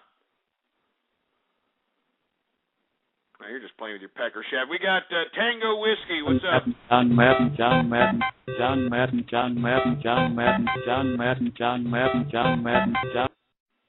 Oh, Jesus Christ. Don't tell me that John Madden. You're trying to make that a meme now? You're trying to make John Madden a meme? Jesus Christ, you idiots have no freaking lives, for serious. I mean, get some better memes out here with some better language and some better something. John Madden, for Christ's sake, Jesus Christ. An arrow to the knee. I took an arrow to the knee. I took an arrow to the knee. Whoever invented that meme seriously should be rolled. That's all there is to it. The Rock, what's up? You're on the horn.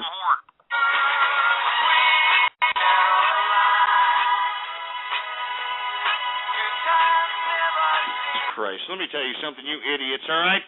I did not have a good time with freaking, Caroline over here. That's my sister-in-law, for all you folks that are unaware. Once again, she brought in another freaking fruitcake, and it's just sitting there.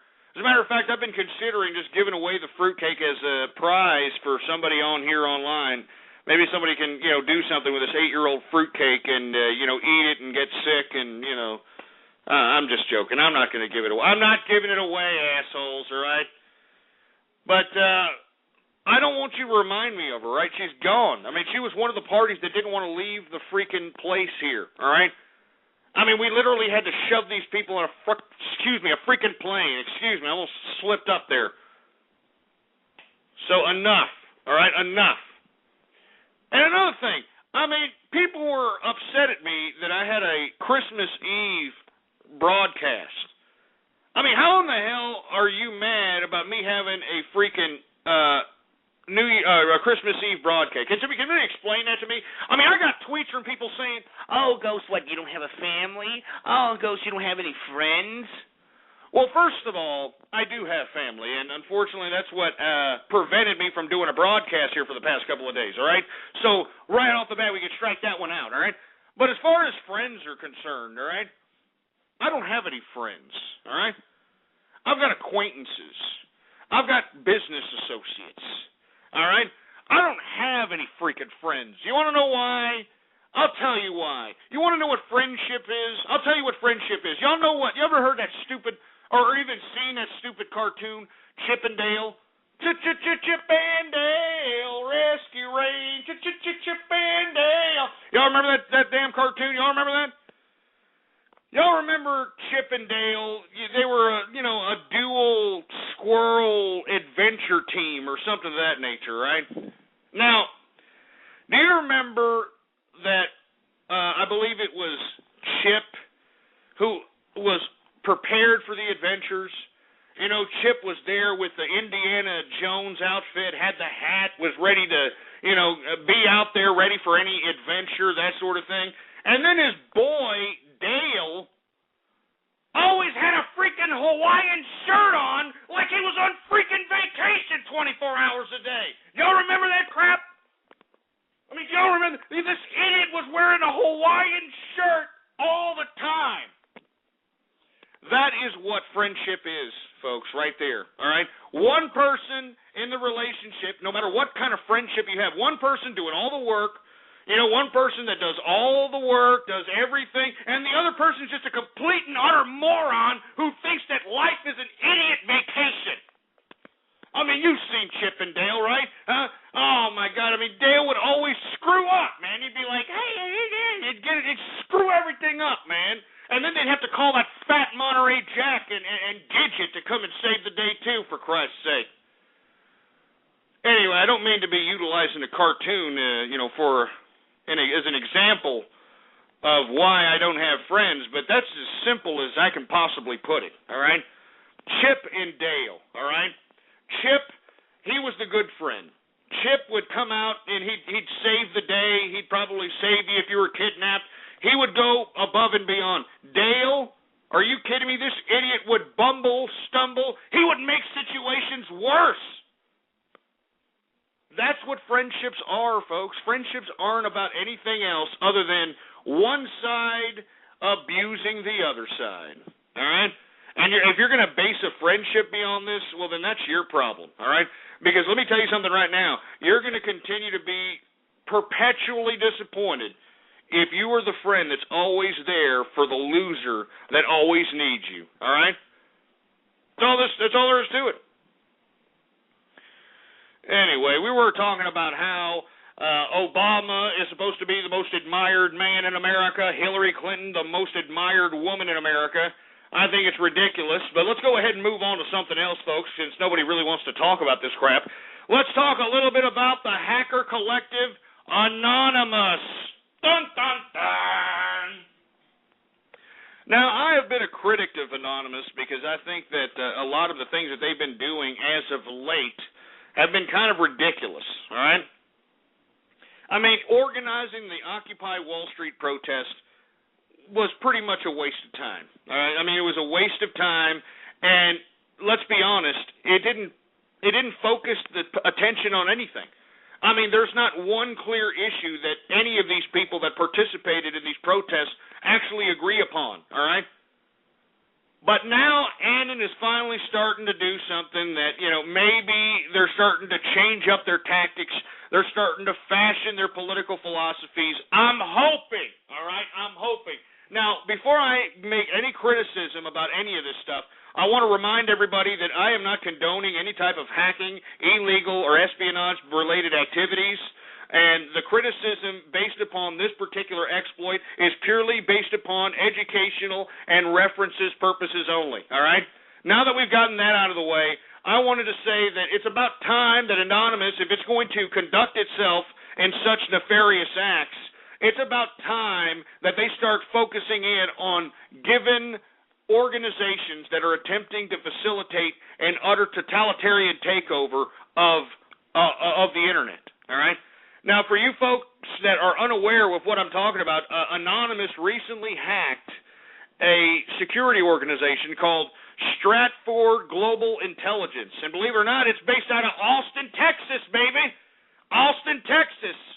And believe it or not, it's a security think tank that releases a daily newsletter concerning security and intelligent matters all over the world.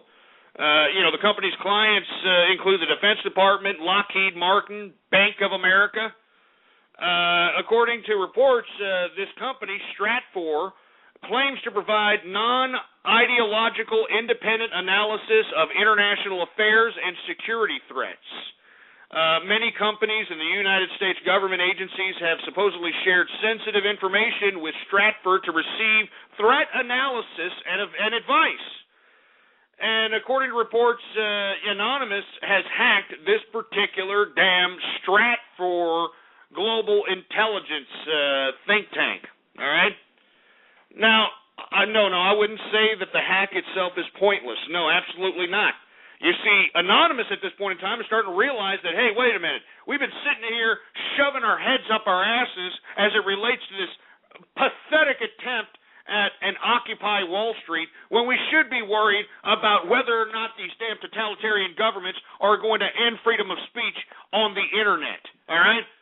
And let me tell you something, Stratfor Global Intelligence is one of the think tanks that suggest these wild-eyed ideas that we need to implement as far as American public policy is concerned. And I'm talking about SOPA. I'm talking about the IP Protection Act. I'm talking about the National Defense Authorization Act. I'm talking about all these damn acts that are being put up in front of Congress right now that are trying to consolidate power into the military-industrial complex. I mean, that's what's being put forth on the table right now, making the military-industrial complex the actual end-all authority as it relates to Americans' domestic policy.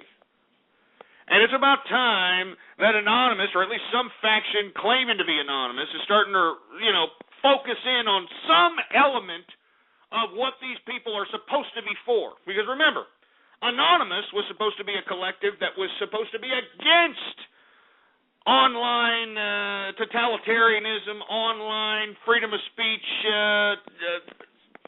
all that stuff. I mean, they were against all forms of censorship online, all forms of it. But all I'm saying is now they're starting to focus in on agencies. And let me tell you something right now. Whoever hacked Stratfor Global Intelligence, this was not some freaking script kiddie, all right? This wasn't some idiot that decided to throw some Trojan horse into some kind of a goddamn server at Stratfor's headquarters, for Christ's sake, all right? I mean, this was a sophisticated network hack. This was, a sophisticated situation that, and believe it or not, Anonymous got 200 gigabytes worth of data. All right? Now, right now, Anonymous has shown that they have gotten a hold of certain credit card information relating to Stratfor customers. Anonymous, believe it or not, donated up to $500,000 in stolen credit card cash relating to the Stratfor hacking situation to various charities, just to show that the hack really happened. And here soon, we're actually going to see a released paste bin, I believe, here within the next day or two, releasing about 3.1 million credit card numbers and information of individuals relating to the Stratfor hack.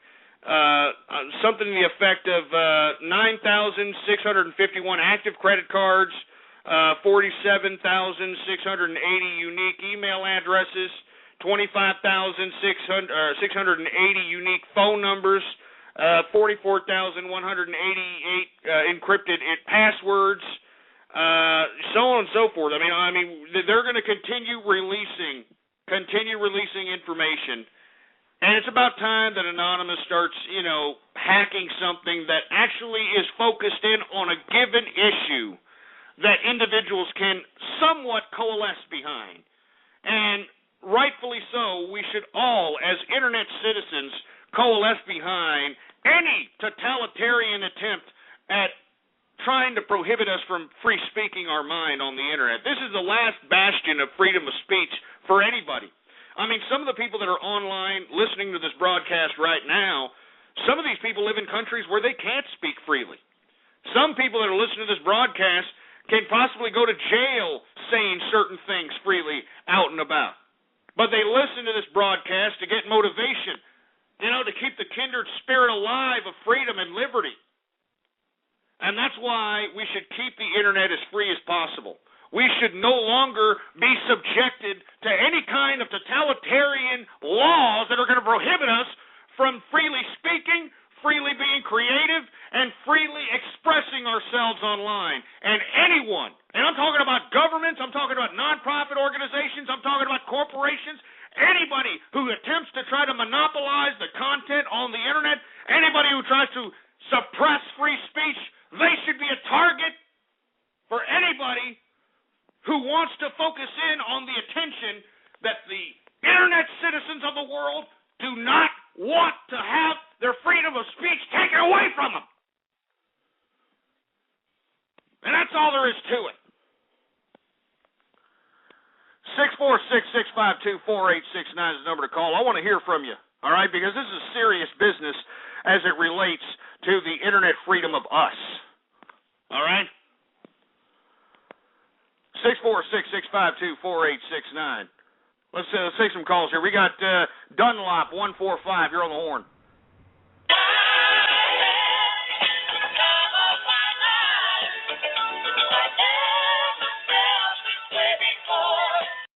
Yeah, real funny, Dunlop. And, under SOPA, you doing that, whoever's behind this server here, Blog Talk Radio or your ISP, because you did that over a public venue, under the laws of SOPA, you could be sued and taken to jail because, you infringed upon somebody else's copyright.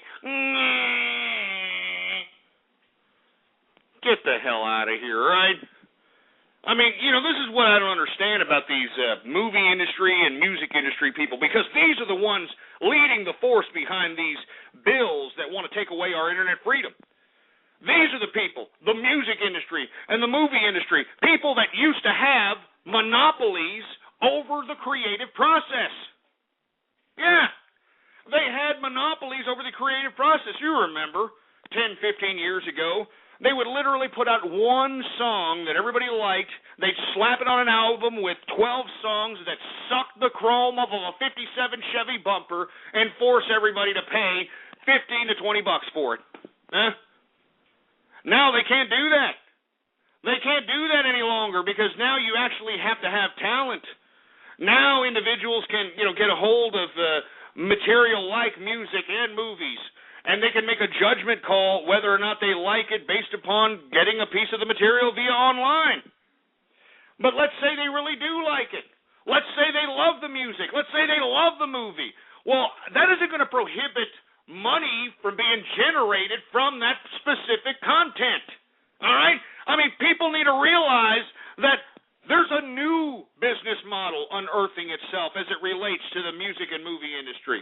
And the Internet is facilitating that model. And it's not only creating a national model as it relates to this music and movie industry ordeal, it's a global model. I mean, a perfect example is Rebecca Black. All right? 2011 most searched name of the year. You understand? Do you think that she's lost money? Do you think that Lady Gaga's lost money? I mean, reports came out today that, Jesus Christ. What the hell's that broad's name? I can't believe I forgot her name. I like her, too. She's a good singer. She sings 21. What the hell's her name? 21, Adele. Thank you, Adele. Adele has sold 5 million albums in America alone, all right? And this is in America where people can go download her songs for free. They can go download her songs online. They can go to any one of these file sharing networks and go out and download it. But you know what? Adele's got so much talent. She's got a great voice. She delivers content and hits people to the point where they love her. They love her, for Christ's sake. And that's why they're buying. That's why they're buying. So you see, what the music industry and the movie industry are pissed off about is that they have to start working harder now. They can no longer just, shit out some kind of album and put one or two songs that everybody likes, group it up with 12 of them, and you got to go buy it, all right? They can no longer continue to shove these stupid, dumb actors down our throats like Nicolas freaking Cage and freaking Julia Roberts, for Christ's sake.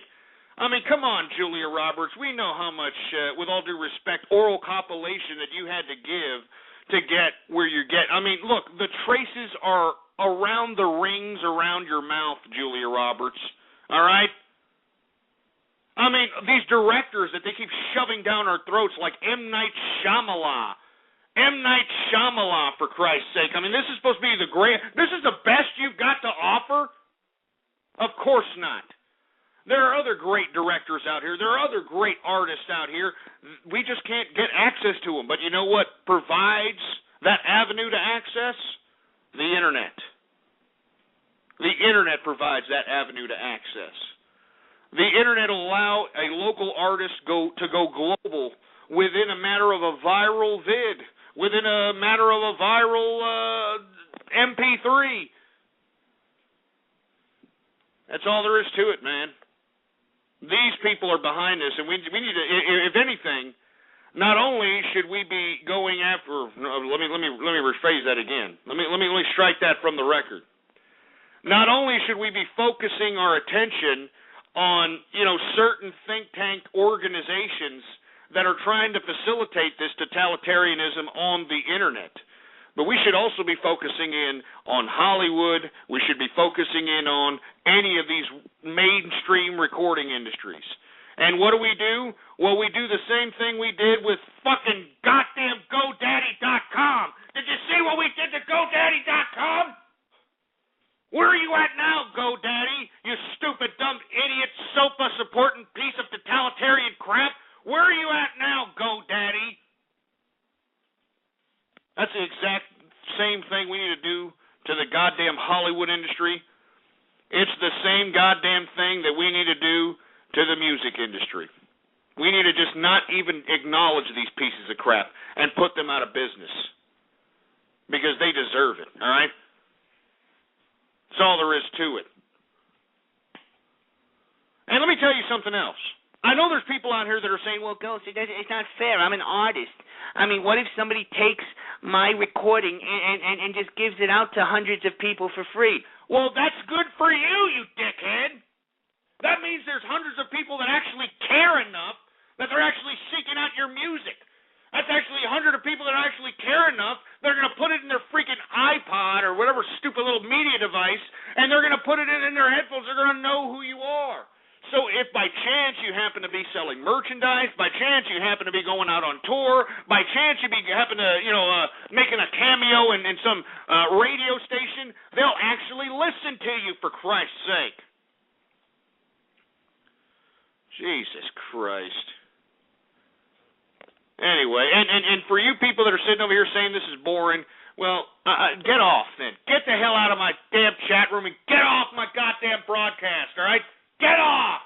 You think I want you useless pieces of crap listening to me? Get out of here and go be subjects to the goddamn governments that you're sucking the teat from. Go out there in a goddamn bread line where you belong. I'm talking to the capitalist. I'm talking to the true capitalist throughout the world. Jesus Christ, these people are about to get their internet freedom snagged from under them, and look at them. Oh, I'm bored. You stupid jerk dicks. What do you think about what's going on here? I want to hear from you. 646-652-4869. We got area code 702. You're on the horn. Is Started going? Yes. Yeah, I said it. Really? Ghost Hey, sucks. why don't you let the chick talk? You know, because you sound like a dumb jerk dick. Let that whore talk on the line. Hey, broad, you there? Oh, yeah? Well, you know what? This chick is having a sex change. I have hembos in my ass. No. Jesus Christ. Does everybody hear this? Does everybody hear this, for Christ's sake? I mean, we're in the midst of having our goddamn internet freedom snagged right from under us, and listen to this idiot, you know? Jesus Christ. I mean, come on, 951, what's up? Oh, I think I've already called on. You get that idiot off. I think I've already called on that idiot. 516, what's up? Hey, Ghost, how you doing? How's it going, man? Everything's going fine. Did you see my Mozart video when he pointed out all of the people who were lobbying for the SOPA bill being passed? He said that they were the ones who passed out the whole charade for the torrent search. What's that? I can't understand you. Can you explain that again? I'm sorry, I couldn't find the words. What I meant to say was, the companies who are lobbying for the passing of the SOPA bill are the same companies who actually passed us and told us to use the torrent products that we were downloading. No, you're absolutely right. No, you got a very good point. As a matter of fact, this mega download situation, you know, this situation where you got P. Diddy and all these other artists coming out saying, oh, yeah, our mega upload or whatever the hell it's called. That stupid dumb file service that they've got coming out, and they're like, they got a song about it. Whatever it is, Mediafire, whatever the hell it's called. Let me tell you something, it's a trap, man. It's a trap. Whenever you have the industry backing up any type of free music service or downloading service, these are the people that are trying to push SOPA, for Christ's sake. Hey, turd burglar, I don't go to some stupid dumbass mega upload jerk dick, all right? That's ran by the industry. So, I mean, you know, excuse me for not knowing it, all right? You idiots making accounts up there, you idiots are going to get your IP doxxed. I mean, you've got documented evidence that shows that you have exchanged pirated, material. And not only that, I mean, the music industry is running mega upload. You people are idiots if you think that, oh, it rules, it's great. You just wait till SOPA passes. Everybody who downloaded from that site is going to get screwed. That's all I got to say. All right, they're going to get screwed. Anyway, let's continue going, for Christ's sake. We got 619. You're on the horn. Hello, Ghost. It's Asshole. Yeah. Why you hang up on me? I'm drunk. All right. Jesus Christ, asshole. What do you want, man? I mean, Jesus Christ, you're drunk. Okay, great, you're drunk. What do you want? A rubber tortilla? What the hell's your problem? Yes, please. No, I want, like, how do I get out of this drunkenness? Like, I don't feel great right now. Well, you know what you do? I'll tell you what you do. You see that middle finger you got in your hand there? See that middle finger? Yeah. Put it down your mouth. Yeah. Put it down your throat. What? Get him off it. Get him off. Jesus Christ, man.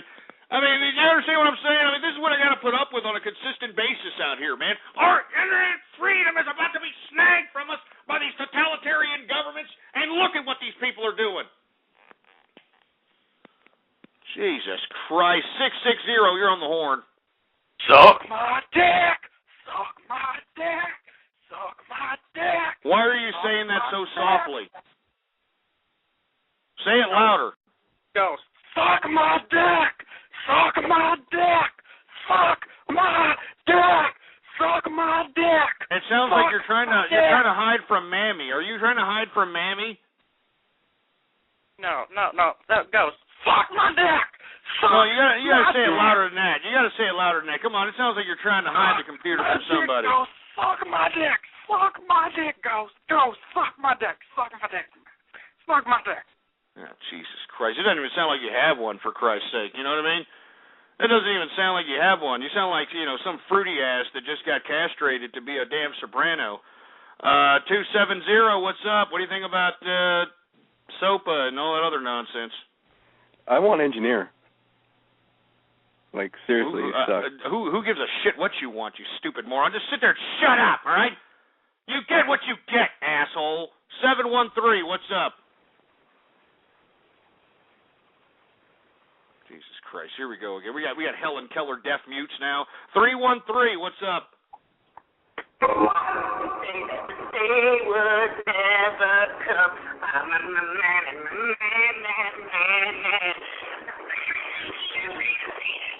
Yeah, real funny, jerk dick. All right, real funny.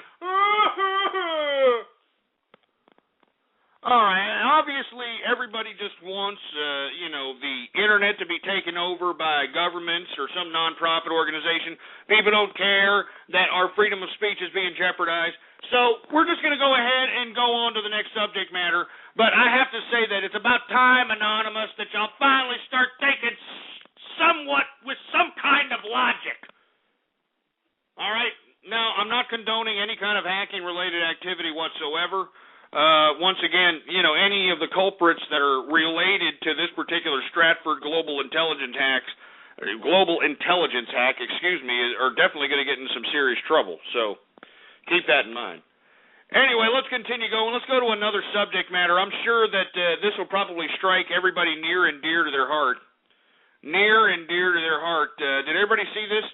U.S. police deaths rise 13% in 2011. Oh, that's horrible. Isn't that horrible? U.S. police deaths rise 13% in 2011. That's just sad. That's just bad. I feel sorry for the cops. But wait a minute. Why exactly are they releasing this information? Well, the reason is because you've got the National Law Enforcement Offers Memorial Fund, who were the culprits behind this particular statistic, trying to utilize this statistic to advocate more money for the police departments. That's right. They're utilizing this statistic to gain more and more funds for their municipalities, for Christ's sake. All right? I mean, let me tell you what the National Law Enforcement Officers Memorial Fund Chairman Greg Floyd said. Old Craig Floyd. He said, drastic budget cuts affecting law enforcement agencies across the country have put our law enforcement at great risk. At a time when officers are facing a more cold-blooded criminal element and fighting a war on terror. Whoa, what? What? Yeah. At a time when officers are facing a more cold-blooded criminal element and fighting a war on terror. I mean, I was unaware that the police were fighting the war on terror. This is news to me. I did not get the memo here that the police were fighting the war on terror. I thought that they were supposed to be serving and protecting the public. That's what I thought. I don't know. They put that on the side of their damn vehicles all the time. I thought they were supposed to be serving and protecting the public. But no, now they're claiming they are actual foot soldiers for the war on terror. Yeah. I mean, are you kidding me? Is this a joke? I mean, you're actually correlating law enforcement with the war on terror? Look, with all due respect to law enforcement, all right? Maybe the reason why you have a spike in police deaths is because, with all due respect, the bureaucracy of the police force isn't actually going out and fighting crime. And when the police actually find themselves in a situation when there's crime being had, they don't know what the hell to do, all right? I mean, you've heard it all the time, the police comes in, he sees a guy with a gun, and he just freezes, and I mean, it's just that type of training that is lacking in the police officers' force there that are actually providing substance to this statistic. All right? I mean, I think that the reason that we have a spike in police deaths is because police are actually having to fight crime, and they don't really know how to fight crime. All right? They don't know how to fight crime. All they know how to do is not serve and protect. They know how to tax collect. That's right. They know how to tax collect, for Christ's sake. Oh, man. Let me tell you something right now. If you've got a broken taillight, if you're not wearing your seatbelt, if you're not if you're going 5 miles over the speed limit, oh my God, God, are you kidding me? These cops are coming out of bushes, for Christ's sake. I mean, they've got these, special radar detection equipment, for Christ's sake. I mean, they got all this state-of-the-art technology to go out and give you tickets. When what are they supposed to be doing again? Oh, yeah, serving and protecting the public. I mean, how in the hell is some stupid cop writing an idiot a ticket for not wearing a seatbelt helping, serving, and protecting the public? Huh? Can somebody explain that to me? How is writing some idiot a ticket for not wearing a seatbelt helping somebody from preventing from their car being broke into in a neighborhood, or preventing from being burglarized, or preventing store from being robbed, or preventing graffiti from going up and being tagged everywhere, for Christ's sake? I mean, it doesn't make sense, all right? So, coppers, with all due respect, you want to sit over here and try to drain the emotion out of people that, oh my God, police officers in America that died in the line of duty rose 13% this year. If you want some sympathy, well then why don't you show a safer America, pigs, all right? I see more and more pigs get hired, and they want more. I mean, that's what this whole article is about. The whole article is about, we need more funding. We need more cops in the street. We need more cop tanks, and we need more, fully automatic weapons, and we need more cop masks, and we need more. Are you kidding me? Is this a joke? I mean, I can't go out without going one block without seeing some cop in a cop car just sitting his ass in some parking lot somewhere, all right? I mean, you go downtown in any city, any metropolis, these idiots are on horses, they're on bikes, you know what I mean? They're on foot, they're in cars. I mean, you mean to tell me that we need more than what's already out here? We need more cops? We don't need more cops. We need more people like Pac-Man from the movie Colors. That's who we need. We need Pac-Man from the movie Colors that's going to go out there and serve and protect instead of going out there and tax collected. We need Clint Eastwood is right. We need Dirty Harry. We need cops that are going to kick some ass and scare the living bejesus out of the criminal element from afflicting any kind of harm on regular everyday citizens. But no, guess who's harassing the everyday citizens? The police themselves. That's right, the police themselves. I mean, have you ever even ran into a police officer in some kind of a little stupid traffic violation? Huh? Have you ever come across a cop? Oh, yeah, you were going 5 miles over the limit. Oh, you got a broken tail light. Oh, you got the And, once they've got you pulled over, they try to do whatever it takes, especially if you have no criminal record. If they run your name and they realize you have no criminal record whatsoever, they try to figure out if they can find something on you. They try to, put the flashlight in your car. They try to, take you out the car and give you a search. They try to go out and they try to do whatever it takes to get you into the system. But those same cops, have them come across one of these career criminals, one of these criminals that go and make a goddamn career out of coming in and out of prison. These idiot cops let these idiots go. I mean, you know it as well as I know it, man. They let them go. They could catch these idiots with crack cocaine on their person, and they'll just smash the crack cocaine down on the floor and let these scumbags go. Now, why would they let somebody go who has criminal records, who's an actual danger to society, as opposed to somebody who has no record and who's actually a productive citizen to society? I'll tell you why. Because there is no incentive for that cop within its bureaucratic reason. Remember, the police officers have their own bureaucratic system, all right? They have their own bureaucratic hierarchy. And just because they're busting criminals that are lifelong criminals, it doesn't look good on their record. It doesn't look good when they, go out and, nab some crack addict who's been in the damn pen in and out his whole life for 20 years.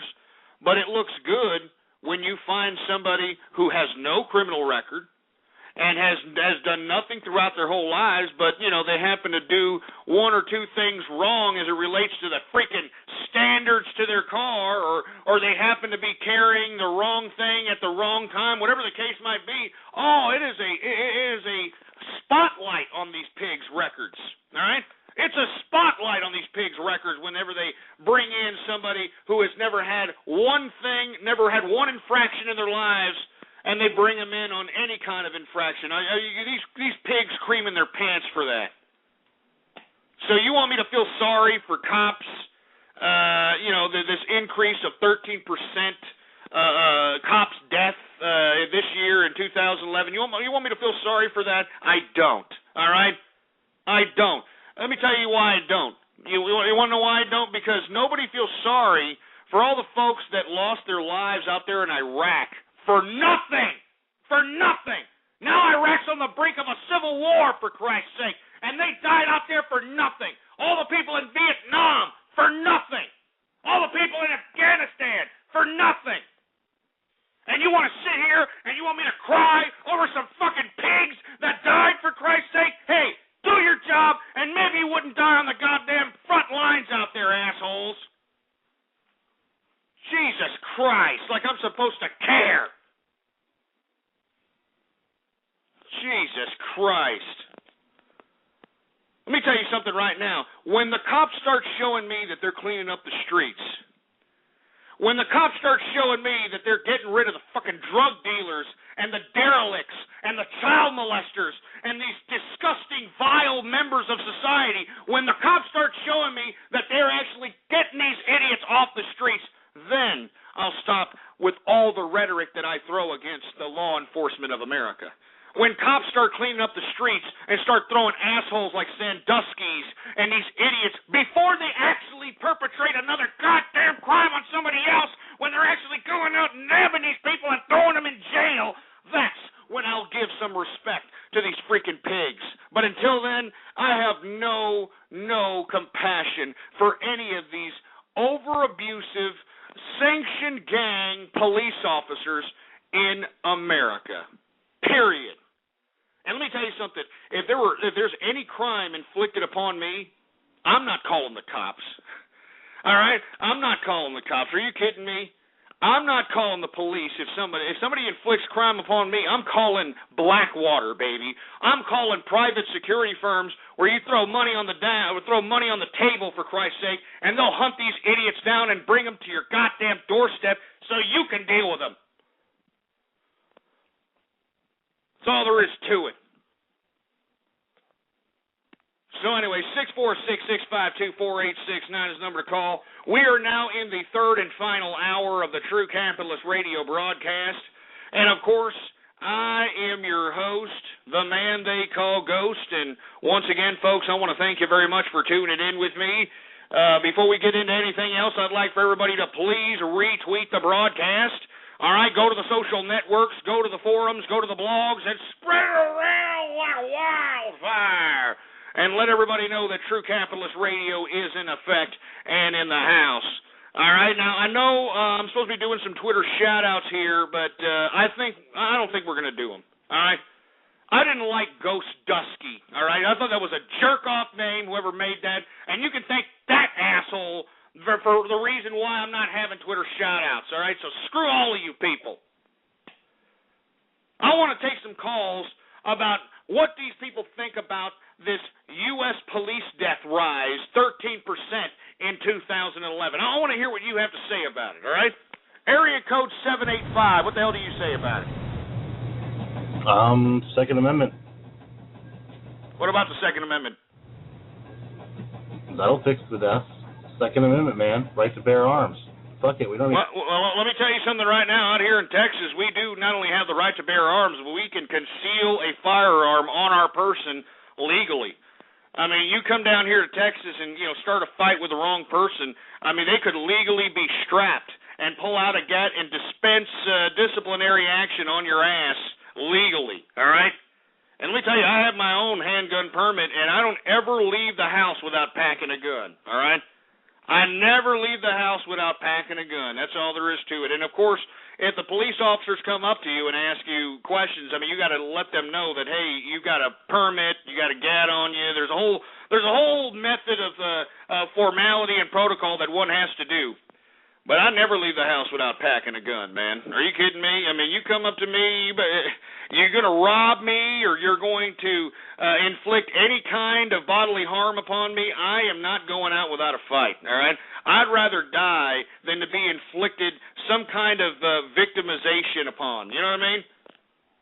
I'm not joking. I'd rather die than let some stupid, dumb, sniveling little turd burglar jerk think that he can just come up to me and rob me. You know what I mean? Straight up. And let me tell you something. If I blew somebody away and he died right there on the scene, or she died right there on the scene when they were trying to rob me, I wouldn't bat an eye over it. As a matter of fact, I think that we need more people like this. I think we need more people that dispense some goddamn justice out here against those that are basically infringing upon our property.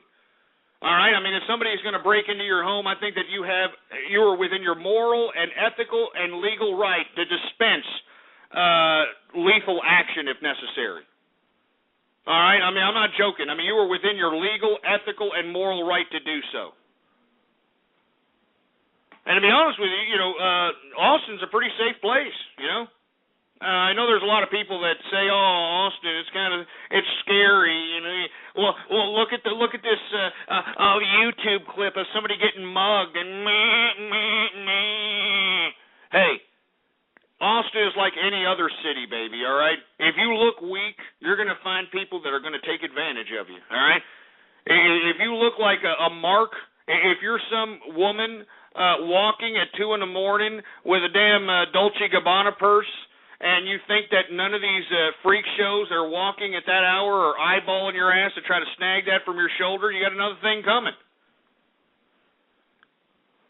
Anyway, we're supposed to be talking about, this rise in police deaths in 2011, up 13%. I think we talked enough about it. Let's talk a little bit about some of this foreign policy stuff, and then I want to get to Radio Graffiti here, because, man, we're running out of time here.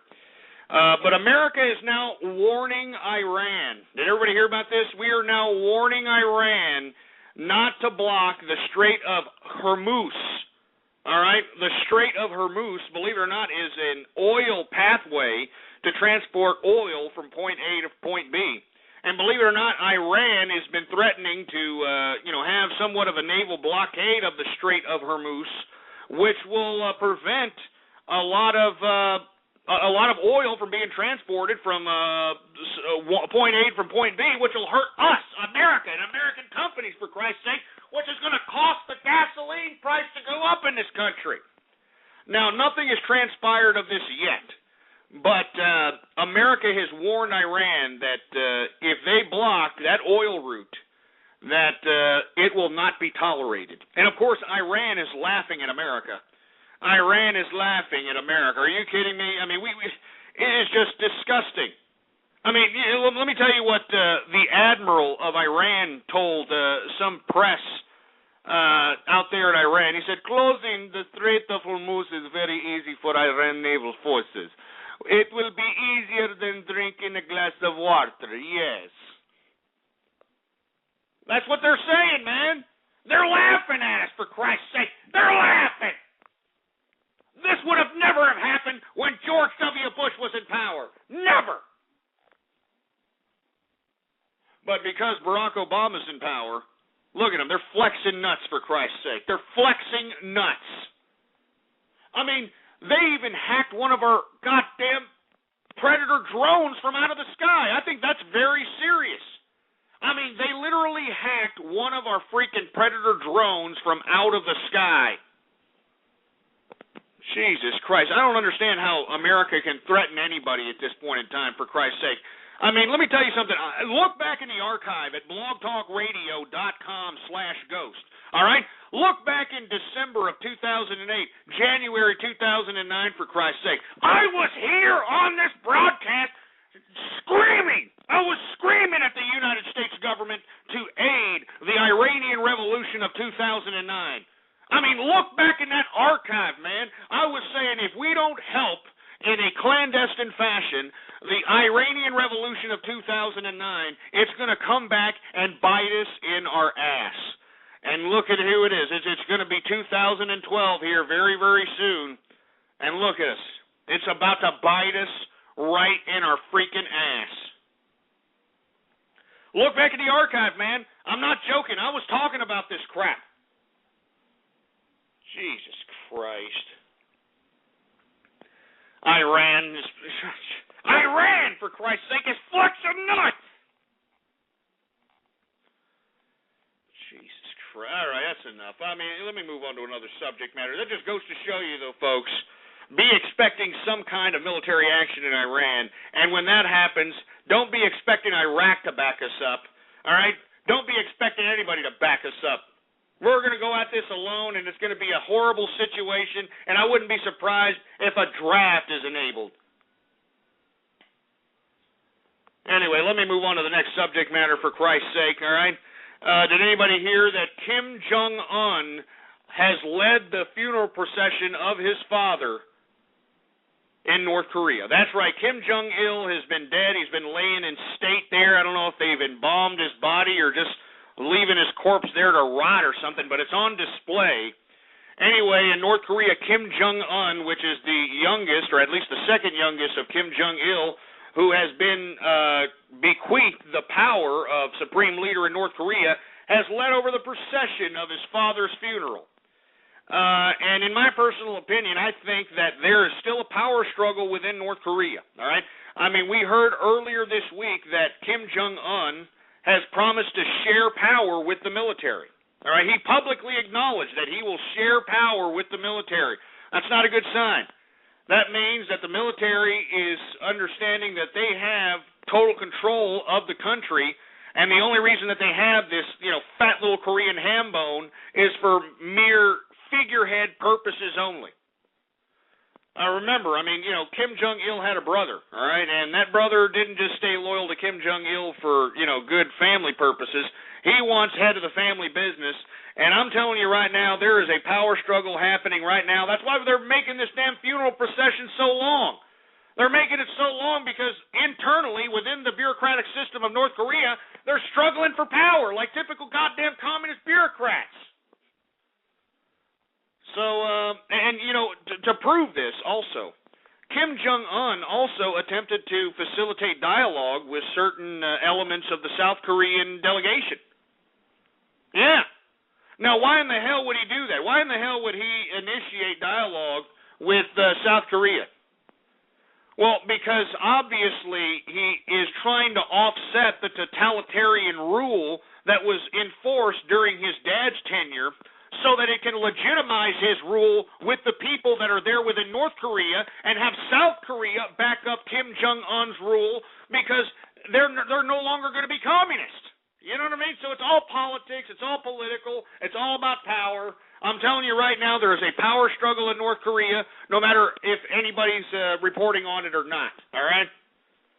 But anyway, speaking of power struggles, did anybody see what's happening in Russia? Oh, man, this is beautiful. I mean, you're talking about a soap opera. You're talking about a vodka-drinking, mouth-breathing, cockeyed soap opera, for Christ's sake. Anyway, as you know, since the elections to the Russian Duma, which showed that, Vladimir Putin is losing power in the Russian Duma, I told you when, the elections came out that he didn't necessarily lose power, all right? The power just went to another party, and that party was the communist government.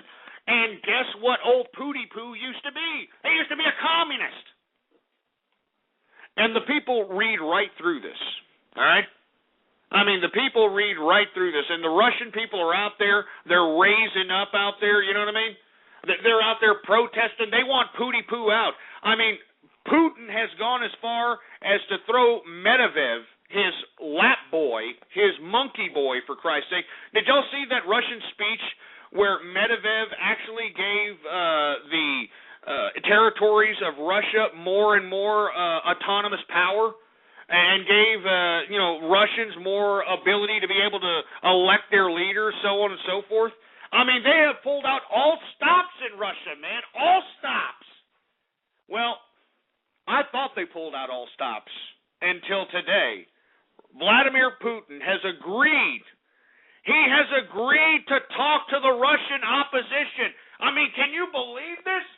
I mean, old Vladimir KGP Pooty-Poo has agreed to talk to the Russian opposition, for Christ's sake. I mean, you know what that means? That means that the validity of Vladimir Putin's power is in jeopardy, and that at any point in time we could see a coup in Russia. That's right, a coup in Russia. Mark my words, baby. The prognosticator of prognosticator is prognosticating something else. There will be a coup in Russia. There will be a coup in Russia. Unless, of course, Pooty-Poo is some, brilliant politician and is able to bumble his way into negotiating himself into another, small 4 or 5 year tenure of power. But it doesn't look that way. I mean, in Russian politics, whenever you cower down to the opposition, I mean, it's over. All right? I mean, that's what happened to Tsar Nicholas. You remember? During the time of the end of the Tsar Empire. I mean, the Tsar, believe it or not, was actually implementing more and more democratic-related policies in his Russia. He allowed a lot more financial freedom, and he was actually loosening the grips of the monarch serfdom rule that the Tsars had for, Jesus Christ, 1,000 years.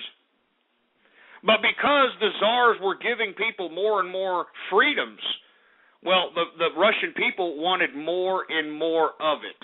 The little that the Tsars gave to the Russian people, the more people wanted it. And this is the same type of mentality we're going to see here with Putin allowing himself to be submitted to talking to the Russian opposition. So that's why I'm saying, folks, we are going to see a coup in Russia. We are going to see a coup in Russia. I can feel it, man. I can feel it. You know what I mean? Come on and raise up. Anyway, let me go ahead and move on to the next subject matter, man. I'm running out of time here. Anyway, Pooty-Poo, once again, talking to the Russian opposition. And speaking of coup in countries, Pakistan's president understands that his days are numbered, all right? I mean, Pakistan, we've been talking about how Pakistan is a powder keg waiting to blow up. Pakistan has already said that they are going to shoot down our Predator drones. But believe it or not, it's the military that's trying to take control of the Pakistani government. The military was the ISI and all these other military factions within Pakistan. This is what's trying to take control of the government, and they're trying to agitate the Islamic extremist faction to do so. Now, what's interesting about what's happening in Pakistan today is that the president is trying to sustain power. The president's trying to sustain power by having outgoing calls for democracy. Like outcries for democracy, for Christ's sake. Because remember, I mean, Pakistan is a powder keg for Islamic extremism. I mean, you got people advocating Sharia law, for Christ's sake. All right? But the president is out here saying, no, democracy for Pakistan. Democracy for Pakistan. Now, why is he doing that? Because he's afraid that the military is going to throw a coup in his country, throw him in prison, possibly execute him. All right? And once the military actually takes control of Pakistan, then we could possibly see some kind of theater of combat over the disputed area of Kashmir between India and Pakistan. I'm telling you this right now, man. This is a big-time show here. It is show number 187. I am calling prognostication after prognostication, all right? I'm calling that there's going to be a coup in Russia, and I hope that this president of Pakistan, President Asif Ali Zardari, I hope that this call for democracy actually resonates with the Pakistani people, but I don't believe it is. And I think that sooner or later the military is going to throw a coup within the country, take down all the bureaucrats within that country, and make it a military junta-ran a country in Pakistan. And in my view, once the military takes control of the country, they're going to go right after India. No BS, all right? Anyway, now that we've gotten the Pakistan stuff out of the way, let's talk a little bit about Iraq for a little bit, because the former Prime Minister of Iraq, Al-Awali, or whatever the hell his stupid name is.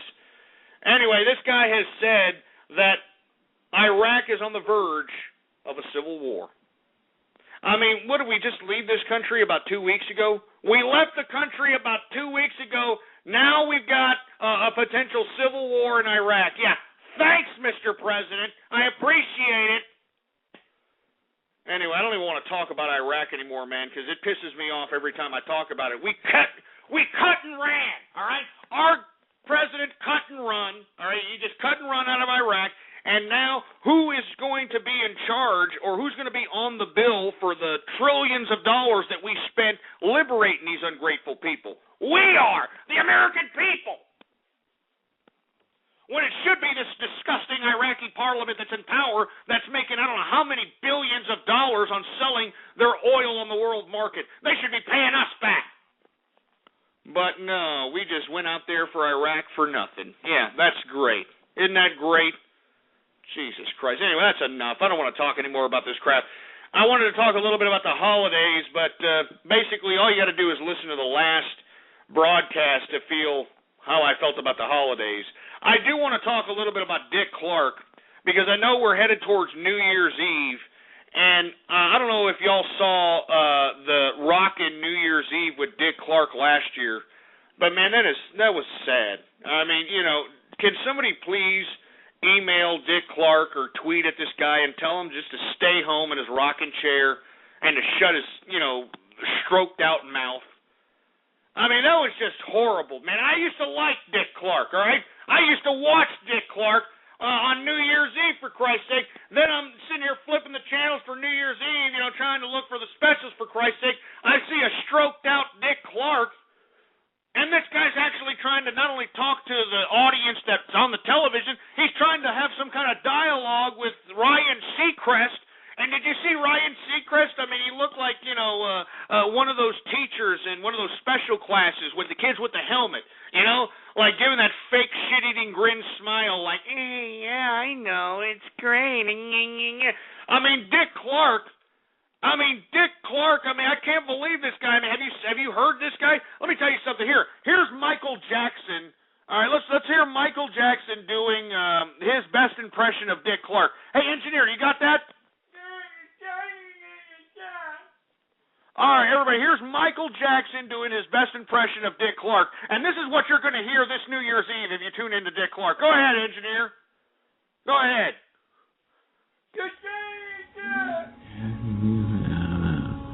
When people leave the show, when people leave my show, I want to say, that's going to be Dick Clark. Nothing like this in my life. Go. I've never seen nothing like this. That's going to be our New Year's Eve right here. It's amazing. He's the greatest entertainer in the world. Oh, Jesus Christ. Shut him up, engineer. Shut that stupid ass. Shut him up. Jesus Christ. But that's what we're going to be hearing this New Year's Eve.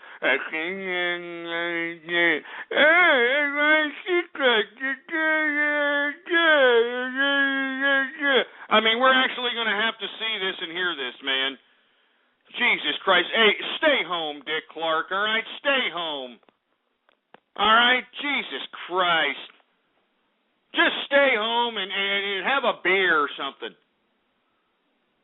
Jesus Christ. Anyway, let's move on. I mean, I don't mean to be harping on the Dick Clark thing, but man, I mean, last year was ridiculous. I mean, you know, did you hear that damn dialogue between him and Seacrest?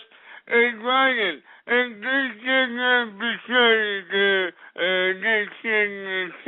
here's Ryan Seacrest like, oh yeah, Dick. I mean, yeah, it's great. You're doing good. I mean, it was just horrible. And that's the last memory I've got of Dick Clark. Yeah, thanks, Dick Clark. I appreciate it, dickhead. Anyway, last but not least, folks, since we're getting down to the end of the year, I'm thinking about having what I like to call the ghosties. That's right, the ghosties, folks. I'm going to be handing out the ghosties, which means we're going to be handing out awards, and basically it's going to be nothing. It's just going to be, props. Maybe if somebody out there that's a graphics artist can make a nice graphic of a smashed-up beer can, with, a ghostie written on it or something, maybe we can give people that crap. But what we're doing is we're going to give people awards, which is nothing more than props here, for maybe the best troll of the year, the best prank call of the year, the best conversation of the year, the best true capitalist parody of the year, that sort of thing. And we're going to do that, before New Year's Eve. All right. We're going to do that before New Year's Eve, and we want to give people the props that they deserve because we know there's a lot of people out here that dedicate a lot of time and energy into this particular broadcast. I mean, even though it's freaking trolls and terrorists and cyber vermin that dedicate all the goddamn time. But regardless, even though they're putting all this time and effort and energy into, trying to troll the show, that sort of thing. It's time to acknowledge some of these people's hard work, all right? Because look, I mean, there's a lot of energy that goes into a lot of these videos.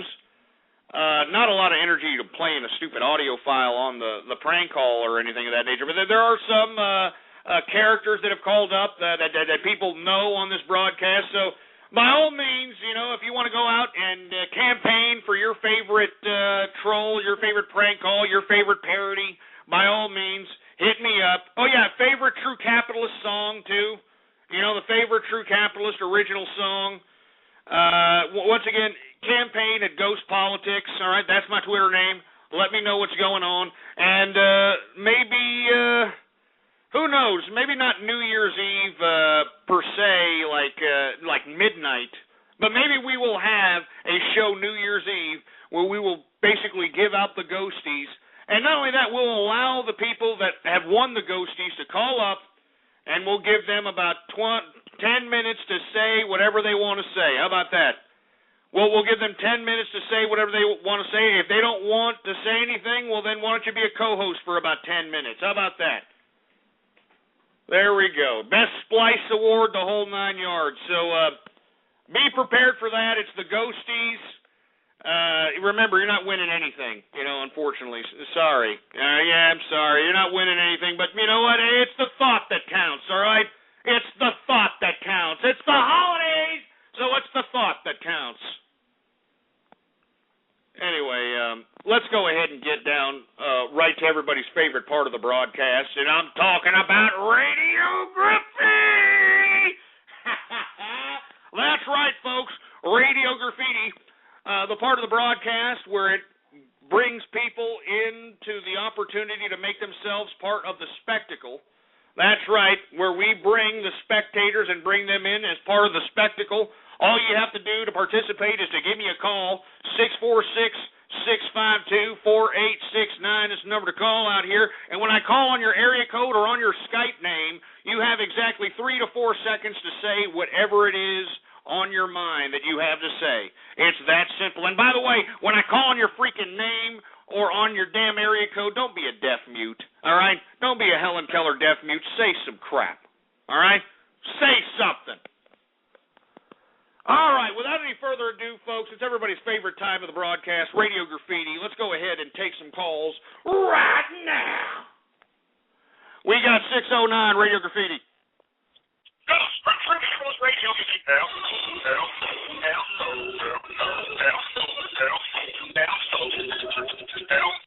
Freaking Hambone remixes, god damn it. 818 Radio Graffiti. Oh shit, Texas only stairs and wares come from Texas.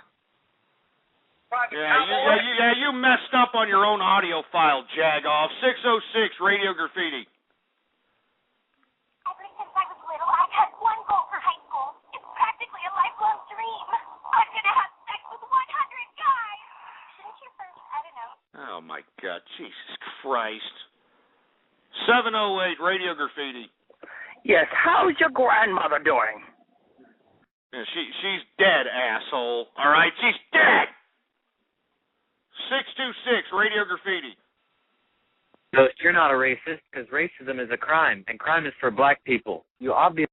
Oh, man. What kind of racist crap was that? What kind of racist garbage was that? Jesus Christ. Who else do we have? PJC 2.0, Radio Graffiti.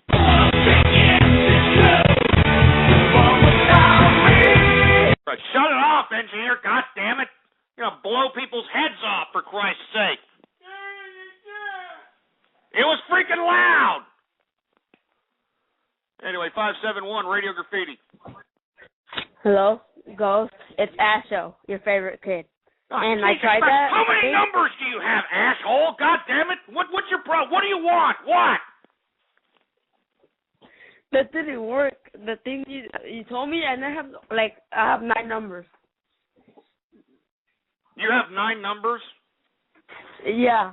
I use my uncle's, my mom's boyfriend. This is my mom's boyfriend one.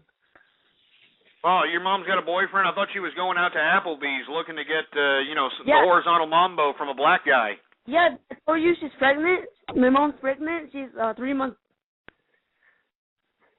She's 3 months pregnant? Well, I mean, did she get pregnant with the black guy or what? Well, he's white, his boyfriend. So she tried to hook up with a white guy, so she's trying to score that damn child support money, huh? Yeah, he's rich, so we get... Get you, she's scumbag. Shut up! Just get this little stupid dumb freak show Mexican kid off. Get him off, for Christ's sake. Jesus Christ. Area code 646, Radio Graffiti. Jesus Christ.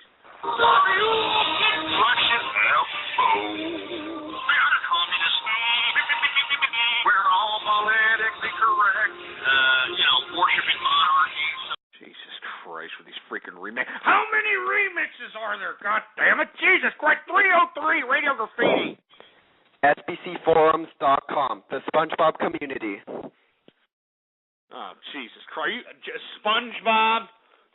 I mean, Jesus Christ. Are you kidding me? Is this going to be in opposition to the bronies now, huh? SpongeBobbies? SpongeBobbies against bronies, for Christ's sake, on the next Geraldo. Jesus Christ. 817, Radio Graffiti.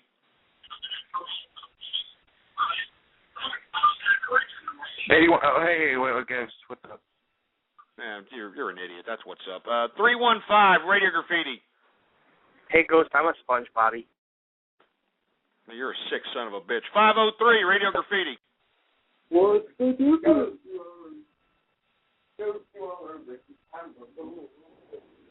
Jeez, you idiots. All right? Pick a medium. The Rock, Radio Graffiti. Hey, Ghost, I have a suggestion for the Ghosties. You should give, the winners a bib from your store. A beer from my store? What the hell are you talking about? What makes you think I sell beer? Idiot. 302, Radio Graffiti. Fuck you, Granny! Oh, stupid. 313, Radio Graffiti. Come on, Roger, come on and raise. Take your shirt off. Wave it around your head like a helicopter. Come on, Roger, come on and raise. Take your shirt off. Wave it around your head like a helicopter. I mean, Jesus Christ. I mean, now you got me mixed up with P.D. Pablo, for Christ's sake, huh? A little bit of P.D. Pablo. How many fucking remixes are there? God damn it.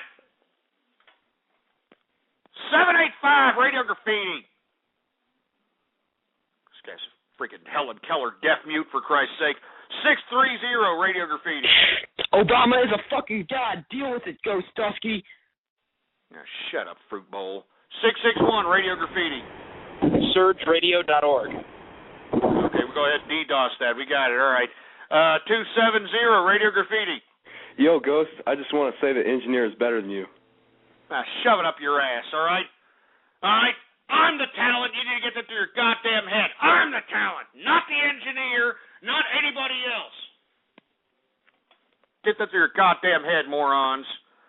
978 Radio Graffiti. Hey, I just want to fucking say, fuck all you bronies. I fucking hate you. You ruined this goddamn show. I try to listen for fucking advice, you stupid fucking idiots. There you go. That's a true capitalist right there. And I'm sorry, sir. I'm sorry that we got all these fruity-ass, over-feminine bronies out here ruining the show out here.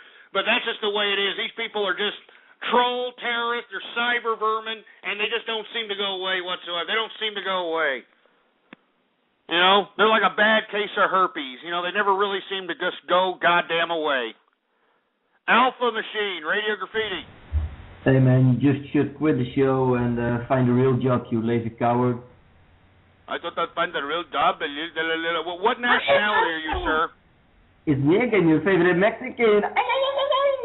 Yeah, that's what I thought. I knew it was somebody of a Middle Eastern descent. 347, Radio Graffiti.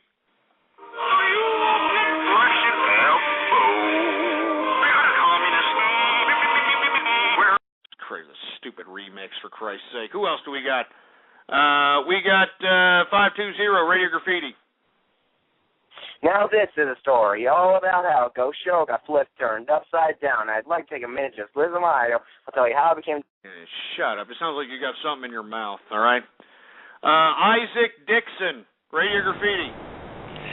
Hi, Ghost. I'm from Belgium.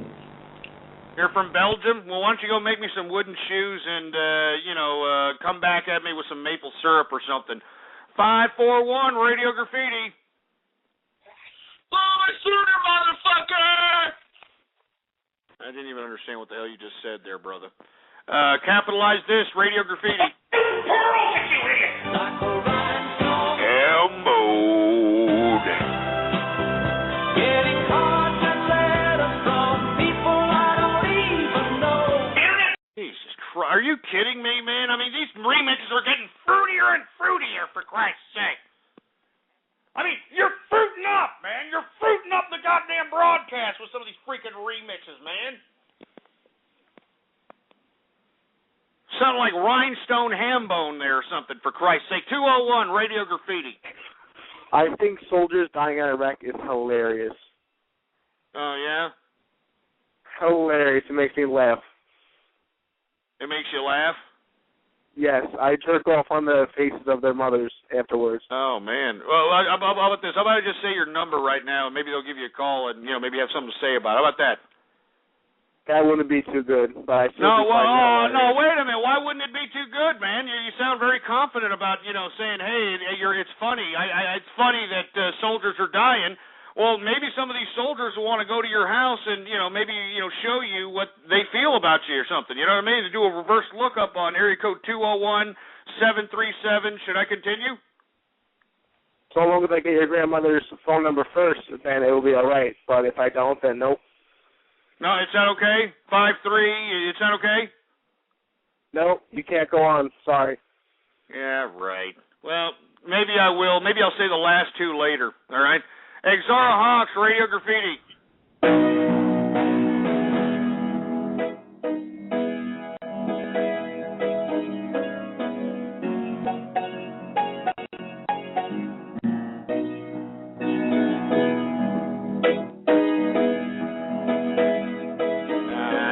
Damn it. Look, I like the fact that you're a good pianist, all right? You're a decent pianist there, Exara Hawks. But I don't need to hear Sweet Caroline. I don't need to hear that crap. I just saw this heifer, and I don't want to think about her until next year. All right?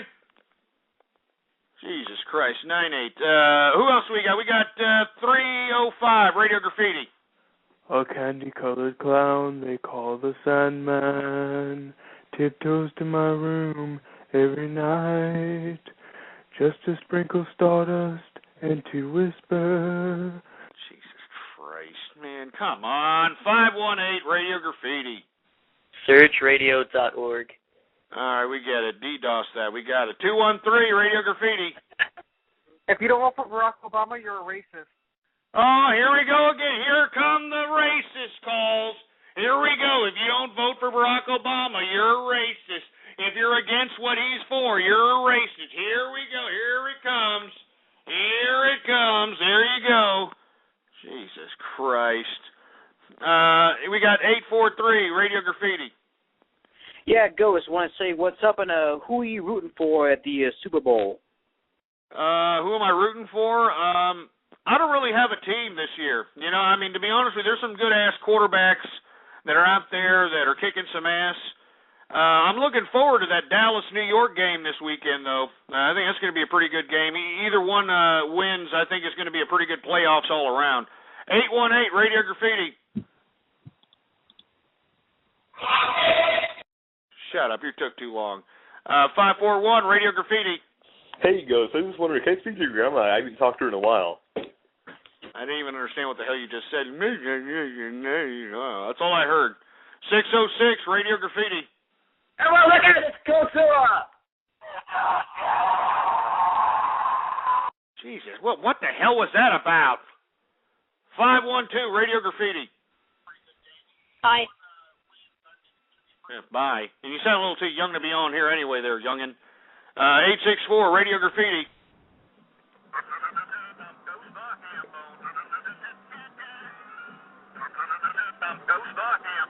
Yeah, real funny, jerk off. I'm not a freaking ham bone.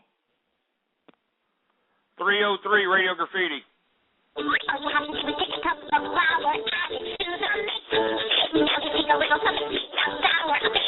Freaking bronies, for Christ's sake. I mean, you heard that last caller, all right? You've ruined the show. You've ruined True Capitalist Radio, for Christ's sake. I mean, don't you people understand that I am listened to by tens of thousands of capitalists throughout the world? And you people have ruined it. You've ruined it. 248 Radio Graffiti. Ghost, I looked you up and I found out you were a gym teacher. You're not even a capitalist, you're just a gym teacher. A gym teacher? Are you kidding me? Where did you find this out? I looked you up because I was very curious as to what your occupation was. You don't know shit about me, a freaking gym teacher. All right? A freaking gym teacher? I start broadcasting as school lets out, jerk off. What am I doing this in a public school? Huh? Oh, yeah, that'd be very smart, you stupid idiot. I'm telling you, idiots are just pulling shit out of your ass, man. I'm a gym teacher now, for Christ's sake. I'm a gym teacher. Jesus Christ. 973 Radio Graffiti. I'm a capitalist brony. You're wrong about bronies. More important, fuck sofa. Well, yeah, I can agree with the last. I don't know about the first. Who else? We got 262 Radio Graffiti. Radio is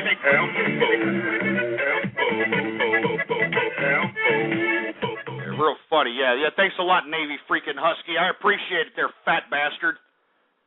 Ghetto Christmas, Radio Graffiti. Yeah, Ghost, I want to say that you're ham-boned, grandma. You're an idiot. How about that? 882, Radio Graffiti. Hey, fuck bronies and fuck sopa. I fucking hate bronies. I hear you, man. Look, we're starting to get a lot of brony haters out here, and I don't blame them, to be honest with you. I don't blame them. 508, Radio Graffiti. Ghost, the cuffs are too tight. Hi. Jesus, sick son of a bitch. How about Bungle Beetle, Radio Graffiti?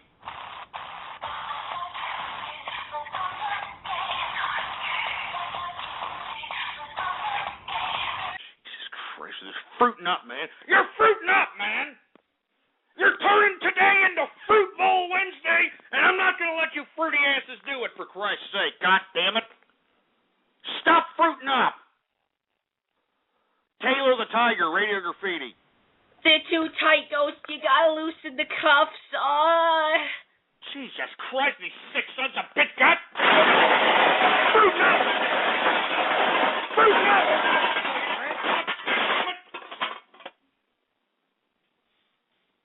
They're fruiting up, man. Jesus Christ, man. Smelling up the whole goddamn chat room like butt crap. Jesus Christ, give me my drink. Give me my freaking drink out. Give me my drink. Jesus Christ.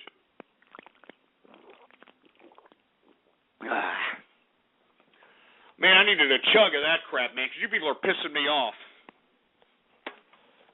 You're pissing me off. I mean, you're fruiting up out here, man. I bet you most of you over-feminized fruitball jerk dicks have your assholes puckering right now. You got your assholes puckering right now, and you're counting the bacon bits and the dingleberries in your shit funnel as we speak. You son of a bitch. 661 Radio Graffiti.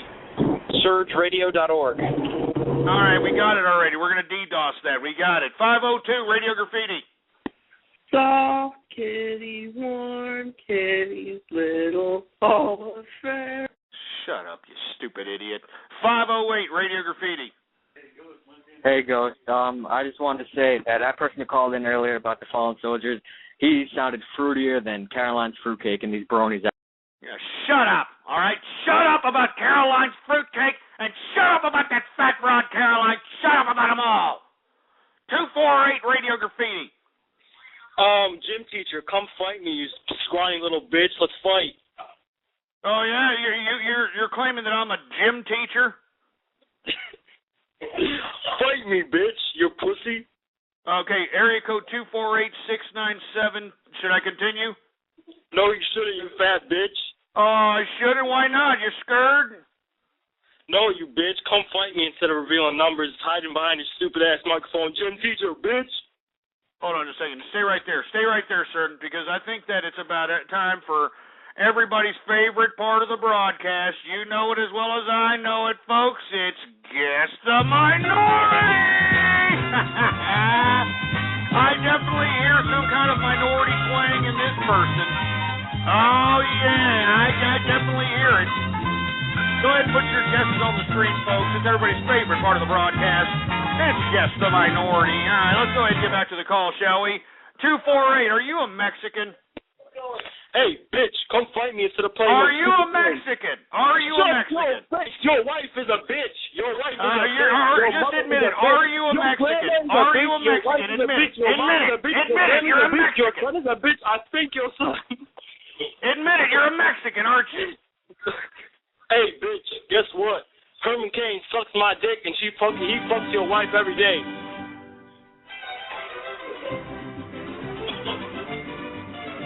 You're a Mexican, admit it. No, you're a bitch. You're a bitch. You're a Mexican. Come fight me instead of playing your stupid game. I'ma come down and fix you and whoop your ass. You're Mexicano. I'm gonna come down 6th Street and whoop your ass.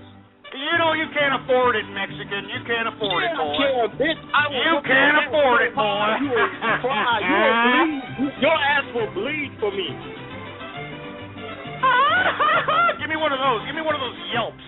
Give me one of those Mexican yelps that you guys do. Hey, Gym teacher, how much you make a year? How much you make a year? Come on, keep saying it. Come on. Shut up, gym teacher. I'll whip your ass. Hold on. Shut up the music engineer. Hold on. Why are you assuming that I'm a gym teacher? You're not even admitting that you're a Mexican. Where are you coming up with gym teacher? I mean, you got a gym teacher fetish or something? I mean, what, did you always want to get into the damn gym shorts of Mr. Johnson in gym class? I don't get it. Why do you keep calling me a gym teacher? Guess what else I found out? I found out what else did you find out? Found out you raped little boys, gym teacher. Shut up. Somebody give this idiot a call and order some pizzas for him. 6612. Get this idiot out. Get him off! Get him off! Stupid, dumb idiot. 773 Radio Graffiti. I am against homosexuals.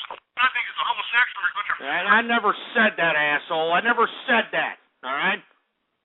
Area code 303 Radio Graffiti.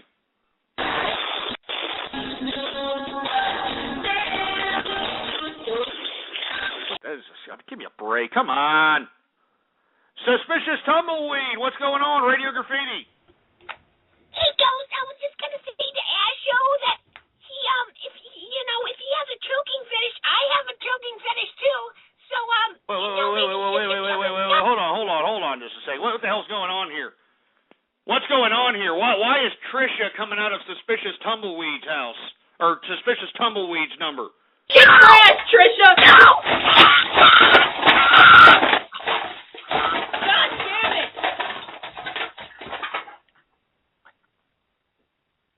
shit. Ghost, I think Trisha's dead. Oh, my God. What the hell's happening here? What the hell's happening here? What's going on here, man? What's going on with this goddamn...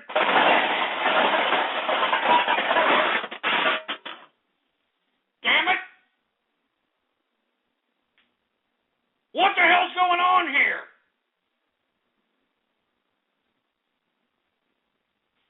Jesus Christ. I can't believe this. I can't. I just... That's just horrible. Let me give me the freaking mic, for Christ's sake. Please don't tell me. Please don't tell me that suspicious tumbleweed was freaking Note Party. Please don't tell me that suspicious tumbleweed is freaking Note Party. God damn it. God damn it to hell.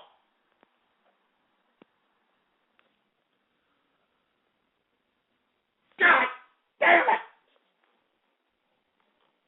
Jesus. God damn it. Jesus Christ.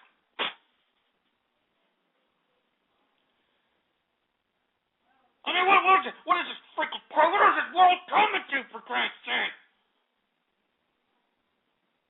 What is this world coming to? Jesus, give me the...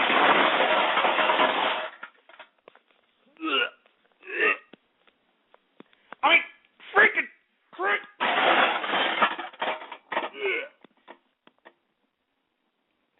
I mean, freaking, I'm gagging here, for Christ's sake. I'm gagging, for Christ's sake. God damn it.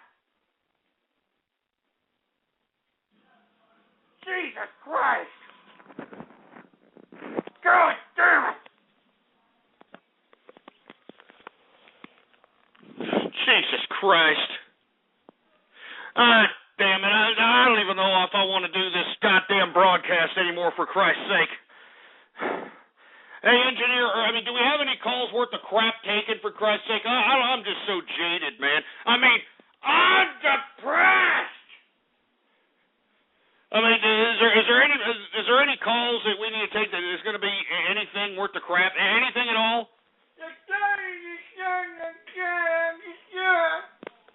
Oh, okay. Hey, look who's here, everybody. Hey, it's the guy that we called on Christmas Eve. Area code 417. How you doing, old pal? I'm doing pretty well, you kike huckster. Hey, how was your Christmas Eve? How was your Hanukkah? Yeah, well, my Christmas Eve was really good. My Christmas So you was pretty spent good, Christmas too. Eve alone. That's why you were up all night calling people. Yeah, so your mother condones your activity? Your mother condones your type of racial That's behavior? her fucking business why I do. Oh, so you're pimp slapping your mom around? I'm asking you a question, son. You're pimp slapping your mom around?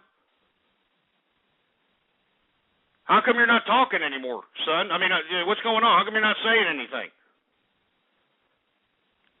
Say something. You're on the horn, boy. Yeah, that's right. That's what I thought. Sit there and shut your mouth. You better not say nothing, boy. You understand that? You talk when you're spoken to. You understand that, 417? You racist prick. That's what I thought, boy. That's what I thought. He got scared. Yeah, that asshole, I'm glad I did that to him on freaking Christmas Eve, all right? Because this guy was a racist jerk, all right? Calling up saying, I'm going to kill you. I know who you are. You're Robert Chomsky. Whoever the hell Robert Chomsky is. Yeah, you're a kike. Sieg Heil. He said all that crap. And then when I call his disgusting, despicable, kind of sounding like a useless whore mother, all of a sudden he didn't like that. Oh, he didn't like when the shoes were on the other foot, huh? Isn't that right? That's why I'm asking if his mother condones his racism. If his mother condones his racism, well, then obviously that's a whole other situation. Maybe we should be calling Child Protective Services or something of that nature, all right? I mean, so this guy's mom is okay with him calling up saying racial slurs and that sort of thing? That's horrible, all right? That's just horrible. We may have to call that son of a bitch again one day because I want to talk to his mother. All right, I want to talk to his mother. All right. And by the way, 417, this guy thinks that he is like the ultimate troll. Have you heard it? This guy's one of the idiots behind the niggiest crook force for all you idiots that are unaware. Anyway, let me go ahead and continue going here. We got 609 Radio Graffiti. Yep, he ain't saying nothing. 785 Radio Graffiti. Fuck you, Texas, and fuck you, Lone Star Beer. This is stupid. That's old, for Christ's sake. Who else do we got? We got 516 Radio Graffiti. Christ, with these stupid, dumbass, ridiculous, pathetic, dumb idiot playing audio files crap. Who else we got? Jesus Christ, we got a lot of people here. But we'll keep them counted down. 541 Radio Graffiti. Ain't nobody saying anything, for Christ's sake. We got 469 Radio Graffiti. Hello? Yeah, goodbye. We got 971 Radio Graffiti. Ghost, come there, it's Nikolai. Happy second day of Kwanzaa, my friend. Shut up, Nikolai. I'm not a freaking Jew, asshole. And secondly, what do you think about Pootie Poo sitting over there bowing down to the Russian opposition there, you vodka-drinking prick? About fucking time he bowed down to us, you know? Yeah, hey, what are you and Carolyn doing for Kwanzaa? Hey, is that a baby back there? I mean, what do you got, the ghetto capitalist with you? What the hell's that about? Yeah, I'm at my friend's house. He has baby brother. Oh, my God. Shut up, baby! Yeah, shut up, baby! What are y'all slapping a kid? Are y'all slapping a kid, you cockeyed Russian pricks? No, comrade. That's my friend. He abuses his little brother. I'm sorry. You shouldn't have had to hear that. You sick Russian prick. Get this Russian cockeyed prick. Get him off, for Christ's sake. Jesus Christ. Are y'all hearing this? Are y'all hearing this, for Christ's sake? Anyway, let me take a couple of more calls here. Who else do we got? We got area code 50. Well, no, we already called 509. Who else do we got? We got Steve the Master, Radio Graffiti. I'm going to have my man, Bashar al-Assad, do the black guy handshake on my half-inch penis. Yeah, you're real funny, you jerk, all right? Real funny. I never said that, all right? Death to Bashar al-Assad. Death to Bashar al-Assad. Anyway, we got Mr. Tacos, Radio Graffiti.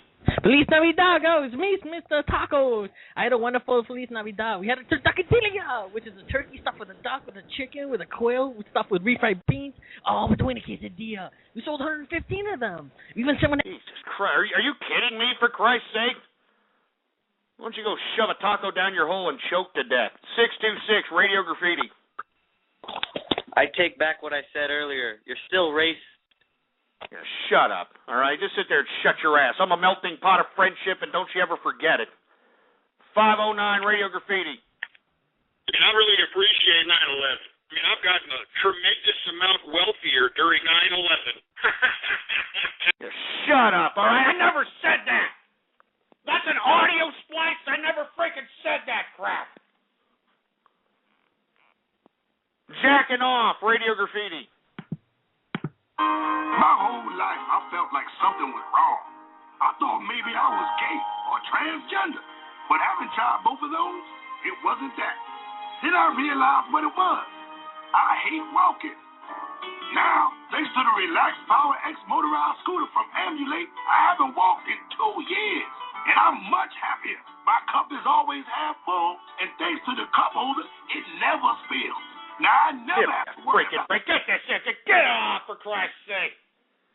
Jesus Christ, that's about enough. I've had about enough of this crap, folks. All right?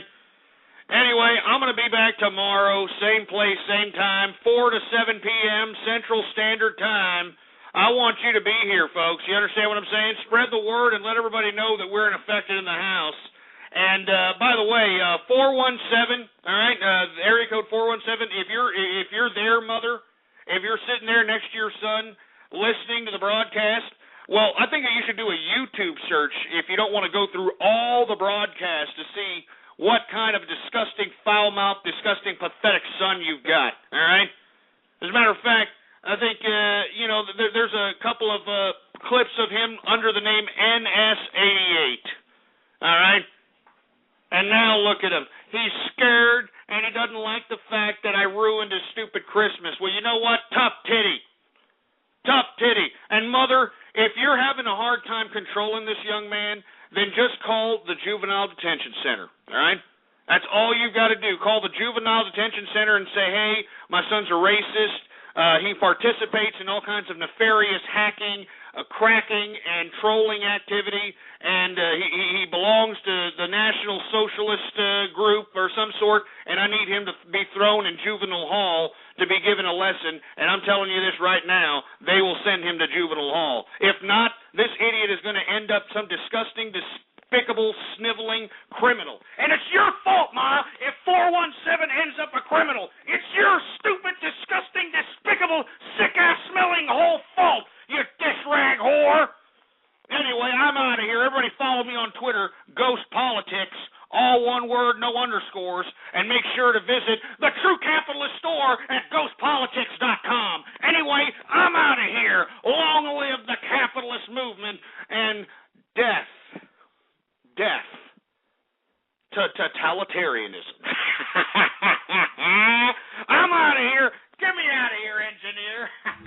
You've been listening to True Capitalist Radio. The thoughts, views, ideas, comments, and opinions of the host of this show are absolutely his. Catch more live episodes Monday through Friday from 3:30 to 6:30 Central, or check out archive shows at blogtalkradio.com. True Capitalist Radio. That's it. Boar's Head is bringing a slice of Japan to the deli. Introducing Boar's Head Ichiban Teriyaki-style chicken. Tender, slow-roasted chicken breast, coated in our signature teriyaki glaze, where ginger, garlic, and a hint of brown sugar meet for a flavor that's both sweet and savory. New Boar's Head Ichiban Teriyaki-style chicken. The bold flavor of Japan.